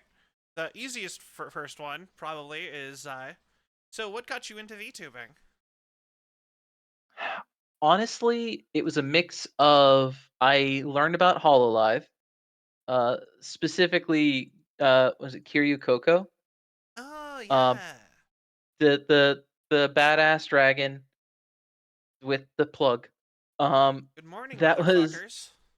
exactly that was like I've always enjoyed kind of Japanese things. I wanted to learn Japanese. I liked kendo, hence the name. I like the aesthetic of the architecture, and so I was drawn to anime, drawn to VTubers, and then once I found out that I could just make my own, I was like, "Well, that's cool." And again, it's the same exact series of events that happened between me having a discussion with Sil of, "Well, that's cool. I could make this. Hey, Sil, you want me to make you one? Great. Hey, look at this." So it's basically that's it. It's Yeah. awesome. So do you still watch Hololive, or was it just like clips at the time or something? Um, I watched it for a while. It's been a long time since I watched anything new. So I'm way out of the loop. I just don't have the time to really sink into sitting down and watching streams as much anymore, which is kind of that's the thing that kind of sucked. I really enjoyed VTubing and I enjoyed streaming in general, but as kind of life took over, it's harder and harder to find time just to do things. So I think the last thing I watched were some I've been watching some clips from recent Hololive, just some shorts. And also I like Mori Calliope's music. I think that her music is really it's good to work to because it just kind of has a steady, strong beat that keeps me focused. Mori is But actually my favorite at Hololive, so it's pretty nice. badass. Have you seen the game? Hold on, I can check it out. It's like there's a Hololive fan game where it's essentially vampire roguelike game, Oh but with yeah, with your Hollow Hololive. Cure. Holocure, that's it. Yeah, Yeah, that's a pretty fun one. I enjoyed playing that every now and then. I like Hollow Cure. They also have a fighting game. Really? Yeah, they do not have the entire roster or anywhere near it in that game. Well, fighting games are a lot well, depending on how intense they are, fighting games are a lot more intense of, like, animation, frames, poses. There's a Yeah, lot to unpack, but still fun. got like 6 fighters. One of them is Kiryu Coco though. Really? I'll check it out. But yeah, I'll find some here. space. So aside from Hololive, did you ever watch any other VTubers? Um, not out of the gate. There are some that I watch. I mean, there are some that I kind of clearly now I watch more. But Hololive was the first kind of wave of what I watched. Um, then there was like Iron Mouse is a big, like clearly a popular one. I really enjoyed Iron Mouse a lot, and I Of think course. Iron Mouse and oh shoot, I can't remember her name. That kind of crowd of VTubers I watched a bit. Um, mostly shorts in that case. And then as you know, like once you start VTubing, you meet another VTuber. Oni-chan is one. Actually, another one who I would say probably credit is the final push to actually get going. Yasande. Um, Isa is, I think, the only Twitch streamer that I had subscribed and just intentionally been like, "Yep, I'm just done. I'm subscribed." I think I'm at like 80 something month streak, just because I really appreciated having conversations with her. She was the first streamer that I actually interacted with. Um, and it was a Okay. ton of fun watching her go from Vroid to 2D to an upgraded 2D. Like that's probably the one who I feel bad because our time that she streamed shifted, and I just can never catch her streams now. But still, still like watching her when I can. Still like watching reruns when I can.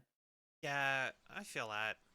Like I have Hmm. a bunch of people who I became friends with when I first started, but because like I'm busy streaming so often and Hmm. doing my own I pretty much just work and stream now. So it's Yeah. like they watch other people other than Sil when she plays games I make her play.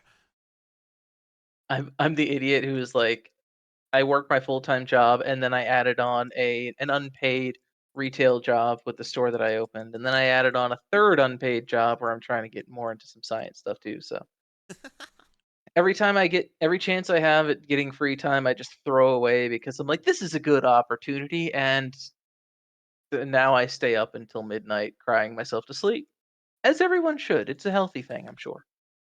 I mean, whatever gets you through the day, whatever gets you through life. You know what I mean? Yeah. I got my Flintstone gummy. I got tea. I'm good to go. What's not to love? Sleep is for retirement. Exactly. And for when you drive. Oh God.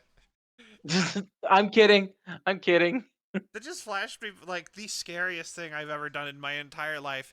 And this is coming from a person who has been haunted and has been like in the same, like within like 20 yards of a pack of wolves. Genuine stories. The scariest thing I've ever done Jesus.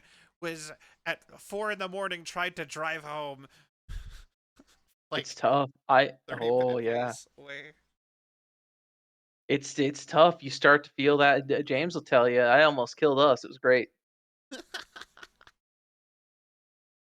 Yeah, it's I also got COVID as I was falling asleep too, so it was great. It was a fun day all around, right, James? COVID was rough. I hate it. It's not as bad as swine flu though. Swine flu still is my ultimate like line of this is death and anything below it is weak Oh gosh. sauce. I've never had swine flu, but I've had COVID probably a half dozen times at this point. In the office building I work in, it's like one person gets it, it hits everyone. And at this point, I'm like, all right, I'll just take 3 days off that I need to bounce back, sleep it off, eat some soup, I'll be fine. Yeah, Just don't talk to people. COVID was fine. Like the only thing that was bad was like your throat would hurt. But like swine Yeah. flu, your body just rampant like jumps between Mm. the max temperature it can give you and the lowest temperature it can give you to try to kill it constantly for Yep, about yep. a week. Yeah, that's rough. Yeah, that's rough. I think I had like 120 degrees as a temperature once while I Whoo! was like that. It was just like, That's eh. that's full on hospitalization level. You get temperatures like that again, you go to the hospital because Oh, they will. Yeah, I did go to the that's bad. hospital a lot for that. Like, Yeah, good, because that's spicy. yeah, like I said, that was just the highest number I remember hearing that I hit, but Oof, I barely remember that week, other than it was the worst I would time imagine I've that. ever had in my entire life. You get much higher than that, you're starting to literally cook your organs. Yeah, No pressure though. No yeah, pressure, yeah. Isn't it like 150 and you just die? Oh, I think it's closer to like 125, 122. Oh, okay. Well, Like good to when I know. Like, say that when I say 120 is like immediate hospitalization, you're on the same level as people who are going in with strokes and heart attacks type of like, oh shit, this is bad. Any okay. higher than that, you hit code blue. Ah, And that's like every doctor who's not doing something, come here right now and keep this person from catching the forever oof. don't get swine flu. No, no, do not. I Like, get a fever with COVID. I get a sore throat with COVID. But I usually shake it off like I would any other cold or flu. Swine flu sounds absolutely horrible. yeah. When I get swine flu, or when I get when I get swine flu, when I get COVID, I just feel like really weak and coffee. That's it. I do feel achy, sore, feverish, bleh, just a general form. Bleh, bleh. Yeah, yeah, But yeah. yeah, overall pretty good. That's better than freaking fever of 120. Holy That I shit. might be remembering that wrong, to be fair. Well, still, even if you were at like 110, that's anything 100 plus is like, and then granted, I'm the wrong type of doctor. I don't know medicine, but like 100 plus is bad. Yeah, I'd imagine. Yeah. I used But the term 150, thinking that's when you died because of the movie Journey to the Center of the Earth with Brendan Fraser. Because the volcano was going off and they're underground, and they're like, if it gets 150 degrees in here, we'll all die. I mean, that would be bad. Um, Human body temperature.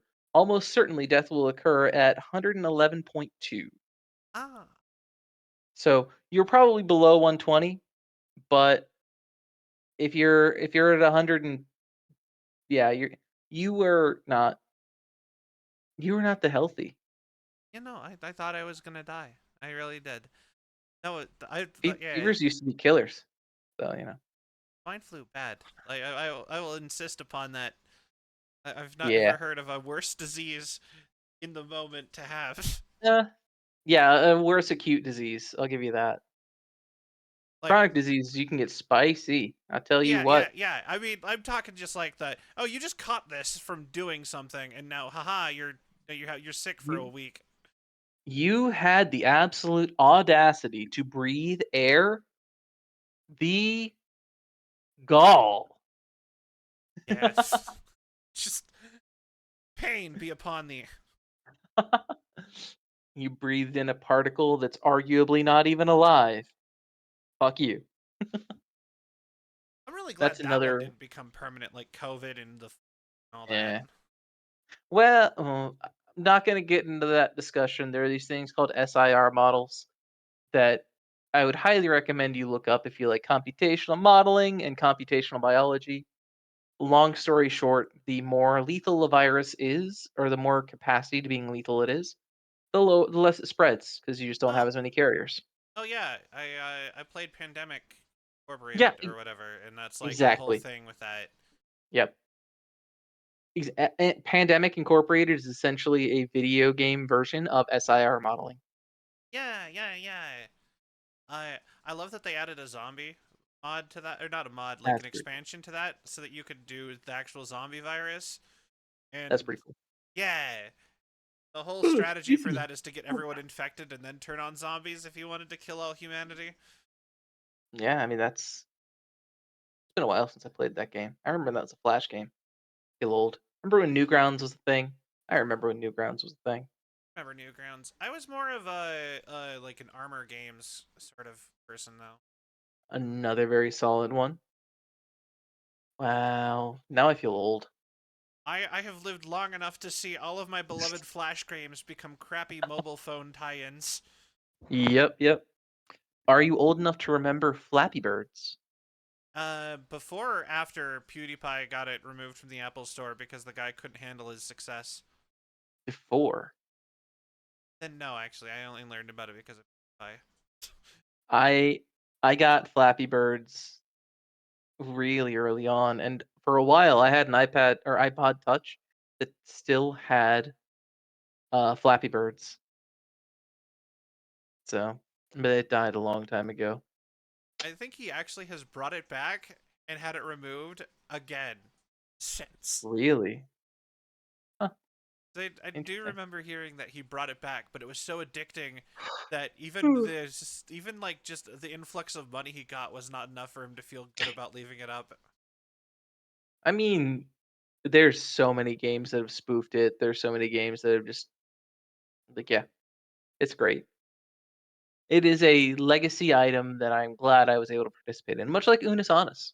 Ooh, I even have the Unis Honest U2s actually. Really, I did not get that. I watched a lot of it when it first started. I watched a lot of it right when it ended, but I have a big gap in the middle that I missed. Ah, Um, and Unis. that's all. That's actually why I'm a streamer. I sat and talked with my Really? friends about that for a long time. Streamer and Huh. YouTuber.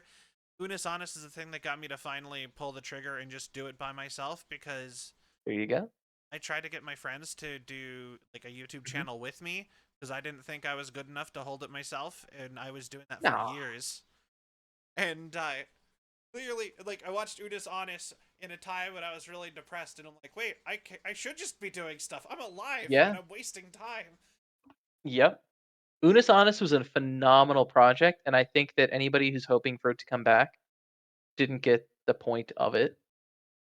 I I think that it was a beautifully done art project. yeah, Um, and I think that I can understand wanting to see it. Like the people who have archived it, I get it, but it's I also don't. Like part of me gets it is like a I like data preservation, but I also am like, that the whole point was nothing's appreciate permanent. appreciate the here and now. Don't get hung up on the, you know, Yeah, yeah, it I think that project is great, and I'm really glad that was your catalyst to get started because again, yeah. I think, Or at least you in know, this current iteration, like I had made stuff yeah. on the internet with friends before. It's just they never lasted. Some of Mhm, that's mhm. shameful. Like I had a podcast in high school that I said things in that I'm like, oh God, thank God that got taken down. I knew it. This is the FBI. We found you. No, more of just like stuff that a dumb high schooler would think saying Oh would yeah. make them cool, but like in Yeah, I'm retrospect edgy. is Ooh. kind of shitty person Mhm. stuff. Well, I mean, growth is required for everybody. None of us are perfect, and I think that the sooner we all accept that, the sooner we can Yeah. forgive but not forget, I think is the way to look at it. You can always grow and be a better person if you put the genuine effort into it. Yeah. And we were all dumb kids at one point. I said Yeah. poop jokes, you know? We all say fart jokes at some point. That's okay.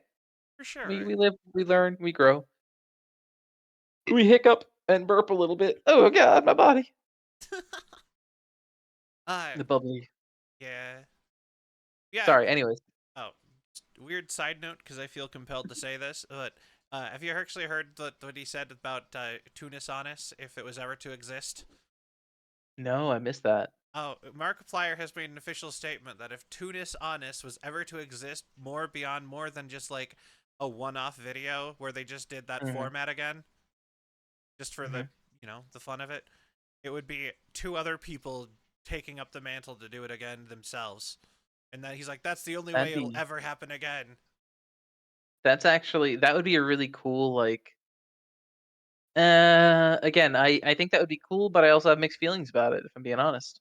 And that also requires somebody else to just be like, we're gonna just copy that, and you know what I mean. It's Mhm. not like and you'd have to sit and delete it and so on and so forth. You wouldn't be. Right. It would be different because it wouldn't be the same two people.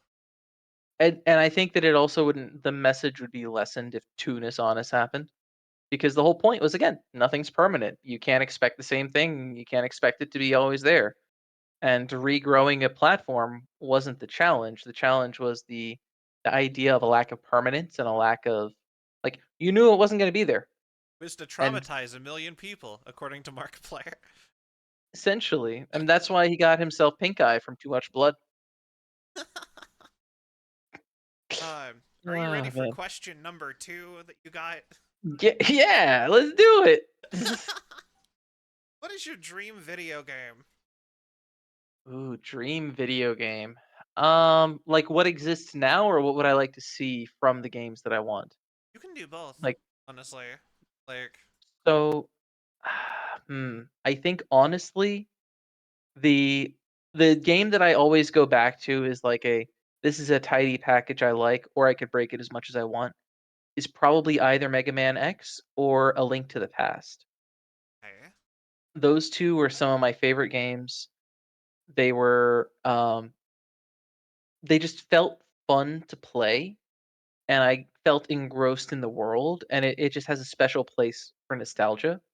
With respect to like a game that I think would be perfect overall, for me personally, mix the aesthetic and action of an Armored Core, Mech Warrior, or Warhammer, or I'm sorry, Warframe, with the storytelling and impactful like feels of Undertale. Something where I care about what I'm doing more than just ooh big robot go boom and more than like ooh I'm a mercenary doing X Y and Z. Like give me something to really like wrap my head around and give me like that ethical dilemma and thought behind like why am I making the choices I'm making? Do I have to just blindly kill everything? Is there an alternative? so a Give me that Gundam game where they focused on the politics side of Gundam. uh kinda minus like but more like your interaction with the politics side of Gundam. Like Yeah, yeah. not big picture, but like how does the decision I make now shape me as a person and what are the long-term effects of that? Kind of like honestly like a Mass Effect. But if it didn't gargle donkey dick at the very end by telling you which color of ice cream do you want shoved up your ass? You spent how many hundreds of hours in this? Eat cock, motherfucker. You're getting the blue ending. Suck my dick. Mass Effect can be So summarized as you have 3 choices. And then it's exactly.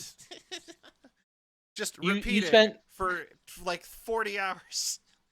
you spent all this time making sure you got into depth of Tali's backstory, and you romanced her, and you felt a kinship with the Quarian people, and you did everything you could to save them, and you punched the reporter lady in the face. None of that matters. Congratulations, you picked green. Go Yeah. fuck yourself on the way out. Yeah, like picture Mass Effect if it didn't gargle dick at the end. I think that would be one of my favorites. I clearly also have strong feelings about Mass Effect. Honestly, I think the worst thing they did was focus on actually trying to resolve the Reapers instead of having it be a long-term, overarching thing for a long time. Or Yeah.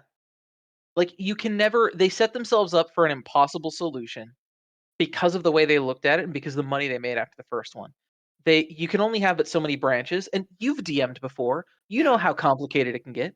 But a good DM knows how to railroad without railroading. Like you can guide people towards a story. You can make things happen that aren't just like pick your favorite color. You can railroad to an extent and get people into the general category of 1, 2, or 3, and then the culmination of the decisions led to this outcome.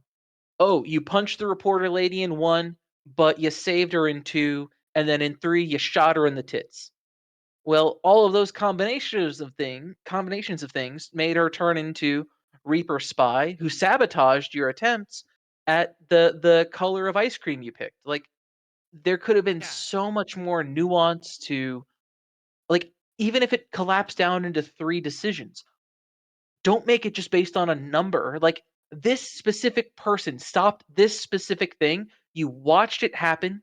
You couldn't do anything about it. Kind of like when you fucked up your suicide mission. I don't know if that's a word I can say or not. Sorry if I just got you banned. But It's like in fine for Mass Mass Effect Effect 3, 2. I was gonna say for Mass Effect 2, like you go through, you could permanently lose somebody. So like that had an impact. They had to account for that. Like they could have done so much better, and they just fucked it up. They fucked it up so bad. Yeah. Funny I'm enough, sorry, this bothers me. they did it better in Dragon Age, because you made these big like Did they? overwhelming like you did these big. So they changed the protagonist every single game in Dragon Age, but there's Mhm. still like overarching plots and the changes that you make, and then the core plot is the stuff that they like the core plot never changes of what happens in each game. Obviously, like Okay. the so and so got defeated, and what you do is you just shuffle around all the details, and they can accommodate for that Okay. long term across like 8 games because they're just details, and it's just a did this happen? Yes, no, maybe, and they Right. can just have it changed in the like so and so is here because you didn't shoot that you didn't like stab them in the first game, and maybe And they can and help that type of you. thing and that type of thing, like, yeah, Mass Effect tried to have every decision had an impact, but absolutely dropped the ball at the end. And I think they could have found a resolution. They could have found a couple of tidy resolutions for the Reapers. But the way they did it was such a slap in the face that they lost all the goodwill that I had for them. I'm not gonna lie. I oh, it was heartbreaking. It was so heartbreaking. I spent I spent so much time lovingly making sure that I did all the side missions. I drove the crappy controls in Mass Effect 1. I did the bloop bloop bloop bloop bloop scan thing of Mass Effect 2 and 3, Probing and then it was Uranus. just like exactly. Do you know how many times I probed Uranus? So I many mean, times. I know. honestly, it was kind of a shitty job, but someone had to do it, you know? And Humanity wasn't up to the task. We had to take it upon ourselves. exactly. I had to gas myself up a bit before I did it, but you know what? After the you start a little bit, the rest just goes in smooth. You're fine. Just bite the pillow, go in dry. It's fine. But the but That's the all yeah, a like real game thing, by the way. Minus the pillow part. exactly. You bite your pillow and try not to curse at the screen when you see the ending. Because again, they did a lot. I did all the things, and then to get, oh, do you want 1, 2, or 3? The only thing that they sprinkled in at the end is if you chose spoiler alert, by the way, for Mass Effect 3. For anybody who doesn't want to hear about it, I'll change my face when I'm done talking about it. But like, there was one option in the destroy ending where if you destroyed all the AI, because that's how it would work, and you had over, I think it was like the 150 readiness points or Dima dollars or whatever it is, then you got 3.5 frames of a Shepard N7 chestplate going and breathing a bit. Yeah. And that was it. That was the big thing that was different. But you had, in order to do that, you had to sacrifice all of your AI companions. So Legion, EDI, fucking gone. Joker, you wanted to snoo with a robot? Sorry, eat a dick. Funny part is they actually did add like a PowerPoint presentation on where everybody was at after the game, but it was never like your crewmates for the most part. It was like all just like, this is what happened to the Krogan and the Arachni and the, and so on and so forth. Well, because they were too bitch made to actually be like, make a PowerPoint slide for the people who survived, because they didn't know who survived. They didn't know how you did it. So fine, screw it. We're just gonna make a generic. The universe was saved because everybody loved everybody and they ate the ice cream. Oh, fuck you guys. Come on. And then they also added another ending where you could try to murder the ghost kid and you Yeah. get blown up. Which again, that's not actually an ending. That's a game over. Like, I'm sorry. It's a game over. It's not an ending. You didn't give me a choice. You didn't give me a creative solution. You didn't give me the chance to find over, like, that's the worst way to end a D&D campaign. Rocks fall, everyone dies. Like, that's any RPG you have. You've stripped the player of their agency in the world, made them feel like that nothing they did mattered. And now look what you have to live with. Like, forever Mass Effect will be the diarrhea smear in video game history in my brain. Yeah. It was the biggest fumble since some insert sports ball thing here. You know, the funny thing is that if you played Andromeda after they patched all the bugs, it is exactly like a Mass Effect 3 where you play through all of it and you're like, oh my god, this is actually such a cool, different direction for us to take this franchise, a way to save it. And then it ends with like the worst writing ever. And you're just like, oh. I just don't think BioWare knows how to write a good ending. Kind of the way I'm at with them now. I'm done. I'm done. BioWare, eat a dick. They're good at world building. They're bad at writing any sort of They're ending. good at sucking my balls, bastards. I hope they gamble on a fart and lose. I hope they clean their socks, take one step outside, and it's a fucking puddle. I hope they're going to do something in their car and they can't find the 10mm ratchet. I hope they get a paper cut under their fingernail.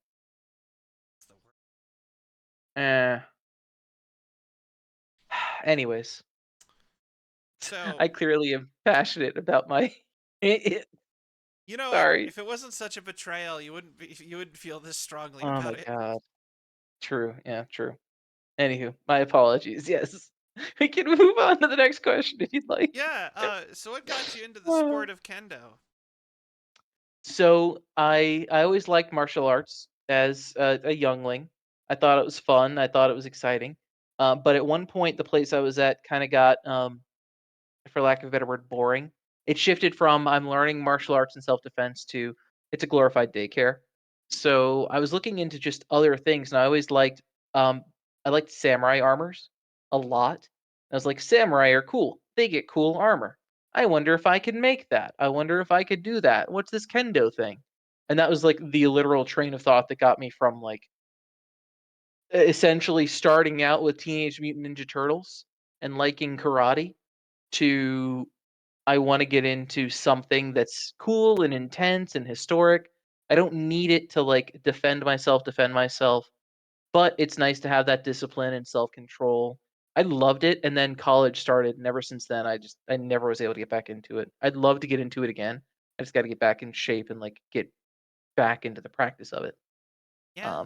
Yeah, ton of fun. Highly recommend if you know of a kendo dojo near you, It is absolutely worth watching, giving it a shot. You will get hurt though.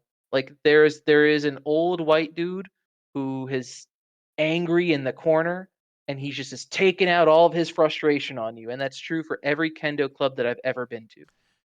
Gotta live out those samurai dreams, including all the yelling and getting hit with sticks. He was like, in my case, a super nice guy off the mat. Once he got on there, oh my god, he hit me. I saw stars, like because there are three main targets: your head, your torso, and your wrist. Men do kote, men kote do if you want to do it the right way. But yeah, head, wrist, torso, and you get hit flat square on the top of your head. Yeah, you got padding, but it's a fucking bamboo stick. Like, okay, yeah. I got a centimeter pad on my head. Fantastic. My skull is now dented. Thank you, sir, for reminding me that I'm a brand new beginner and this is the second day I've had my gear. The funny, Glad to spit blood out of my nose. the funny part is I used to do that when I was in like Yeah. middle school with just two Used by to hit people with fours. sticks. Yeah, me and my friends literally like we shaped a bunch of 2x4s into swords, and we would do full on full force sword fights with each other. Perfect, perfect. Made Yeah, handles out of basically, electrical tape and just whack. It was great. I highly recommend the YouTuber This Old Tony. Look up This Old Tony and making a sword, CNC sword. Great 10 minutes. Anyways, but yeah, that's what got me into kendo Oh, okay. and the fun concussions after. You ever do Aikido? I did not. I wanted to, but again, I was really more focused on doing the kendo side of things. Ah, And then fair. once college started, I just couldn't balance that and school. Because there's an Aikido dojo not far from me. But they don't do That's kendo, and I'm just like, that's such a bummer. It's like, buy all the kendo equipment and let's not do kendo. Get your well, kendo stick honestly, to do it's Aikido. honestly, uh, it's a fun one too. I never actually did it. It's much more so the difference is kendo is explosive, practical, you have a clear target. The gaming, the chess of it is how do you set yourself up to get the clear target? Um, Iaido is very much so you and your relationship with the sword doing clean, methodical actions and then completing the action. So it's two kind of sides to the same coin. Kendo is a fantastic, like it's fun, but it hurts because they never actually hit you on the pad when you're going across the chest. Like they get you under the arm, they hit your ribs. You feel like, oh, good hit, that was great. Yeah. And this, honestly, the scariest one is you can go for the oh shoot, what do they call it? There's basically a throat thrust, and my biggest fear was that the bamboo would shatter, and like people wore eye protection because that's happened in the past where you get shivers of bamboo splinter in your eye. So it can be like it's a full contact sport. So that Yeah. explains why my brain am not work so good sometimes. Yeah. Isn't Aikido a lot of like the dueling type of thing where they just like hold it and then you try to get who's fastest or whatever, kind of? Um, I know that's part of it's, Aikido. it yes, and um, in practicality, it's a lot more about you perfecting the smoothness of your actions. Like, yes, you have a partner, but it's set up into kata, it's set up into drills more so than a competition. Like kendo is contact, iaido is the sword dance almost. Based on my understanding, based on what I've been exposed to. I could be totally off base, I might be wrong, but that's my understanding. Fair. Fair enough. Like I mean, I could just look that up too. So it's just, Yeah, yeah, yeah. fair enough. Yeah, I always wanted to get into kendo. I that was always one of the hey yo. No, I always wanted to get into kendo the sport because it always seemed really funny or fun. I the joke was I funny, just and I was it like, just hit me. I was like, because I got distracted by a pop up on my computer. I'm like, oh yeah, that's right. I need to update my computer tonight. and then the words you said hit me, and I'm like, I didn't mean I didn't like I Ah! literally I said it and then I'm like, oh, that is someone's Ah! going to do it, so I gotta beat them to it. Yeah. Yeah, someone's gonna get in me. You gotta beat them to it, I guess. Yeah.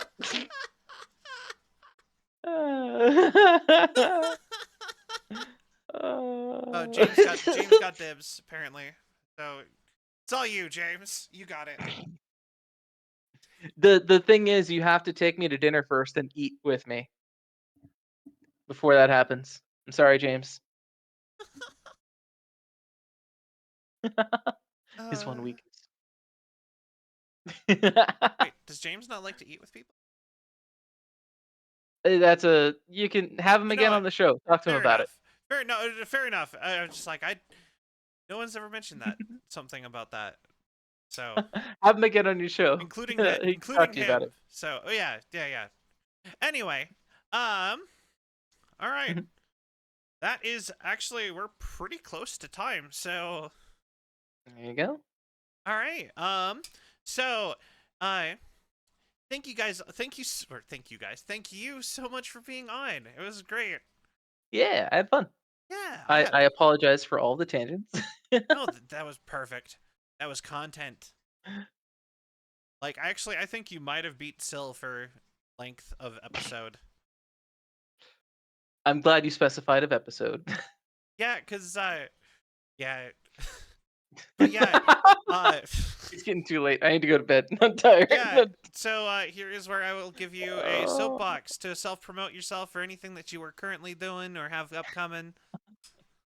Honestly, like my biggest kind of advertisement is, between you, the different friends, the different other guests you've had here, most of the community is tight knit. I pop in and out randomly. My particular channel, I try to be on every now and then. I'd like to do some more, but really, um, the community that you're part of, the community that you foster, you know, being part of that and doing what I can to jump in there is really, for me, the way that I can keep in touch and keep kind of the spark of content creation alive. So, well, everybody is welcome to follow my channel. I can't promise I'll be on there all that much. I do have projects every now and then, but the being part of the community is the best way that I can interact whenever I can. So that's all I got for my soapbox.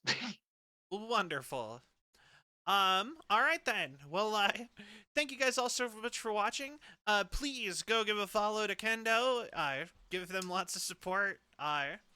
Check out the Discord if you'd like to support me and or follow if you're here from all those raids from earlier. That's still helpful. I did get a lot of follows then, but still. But yeah, join the Discord. Follow me on all the socials. Follow Kendo on all of their socials. Hi. And merch store, Patreon, all that other stuff. Yeah. And I'll see you guys soon. Bye, everybody.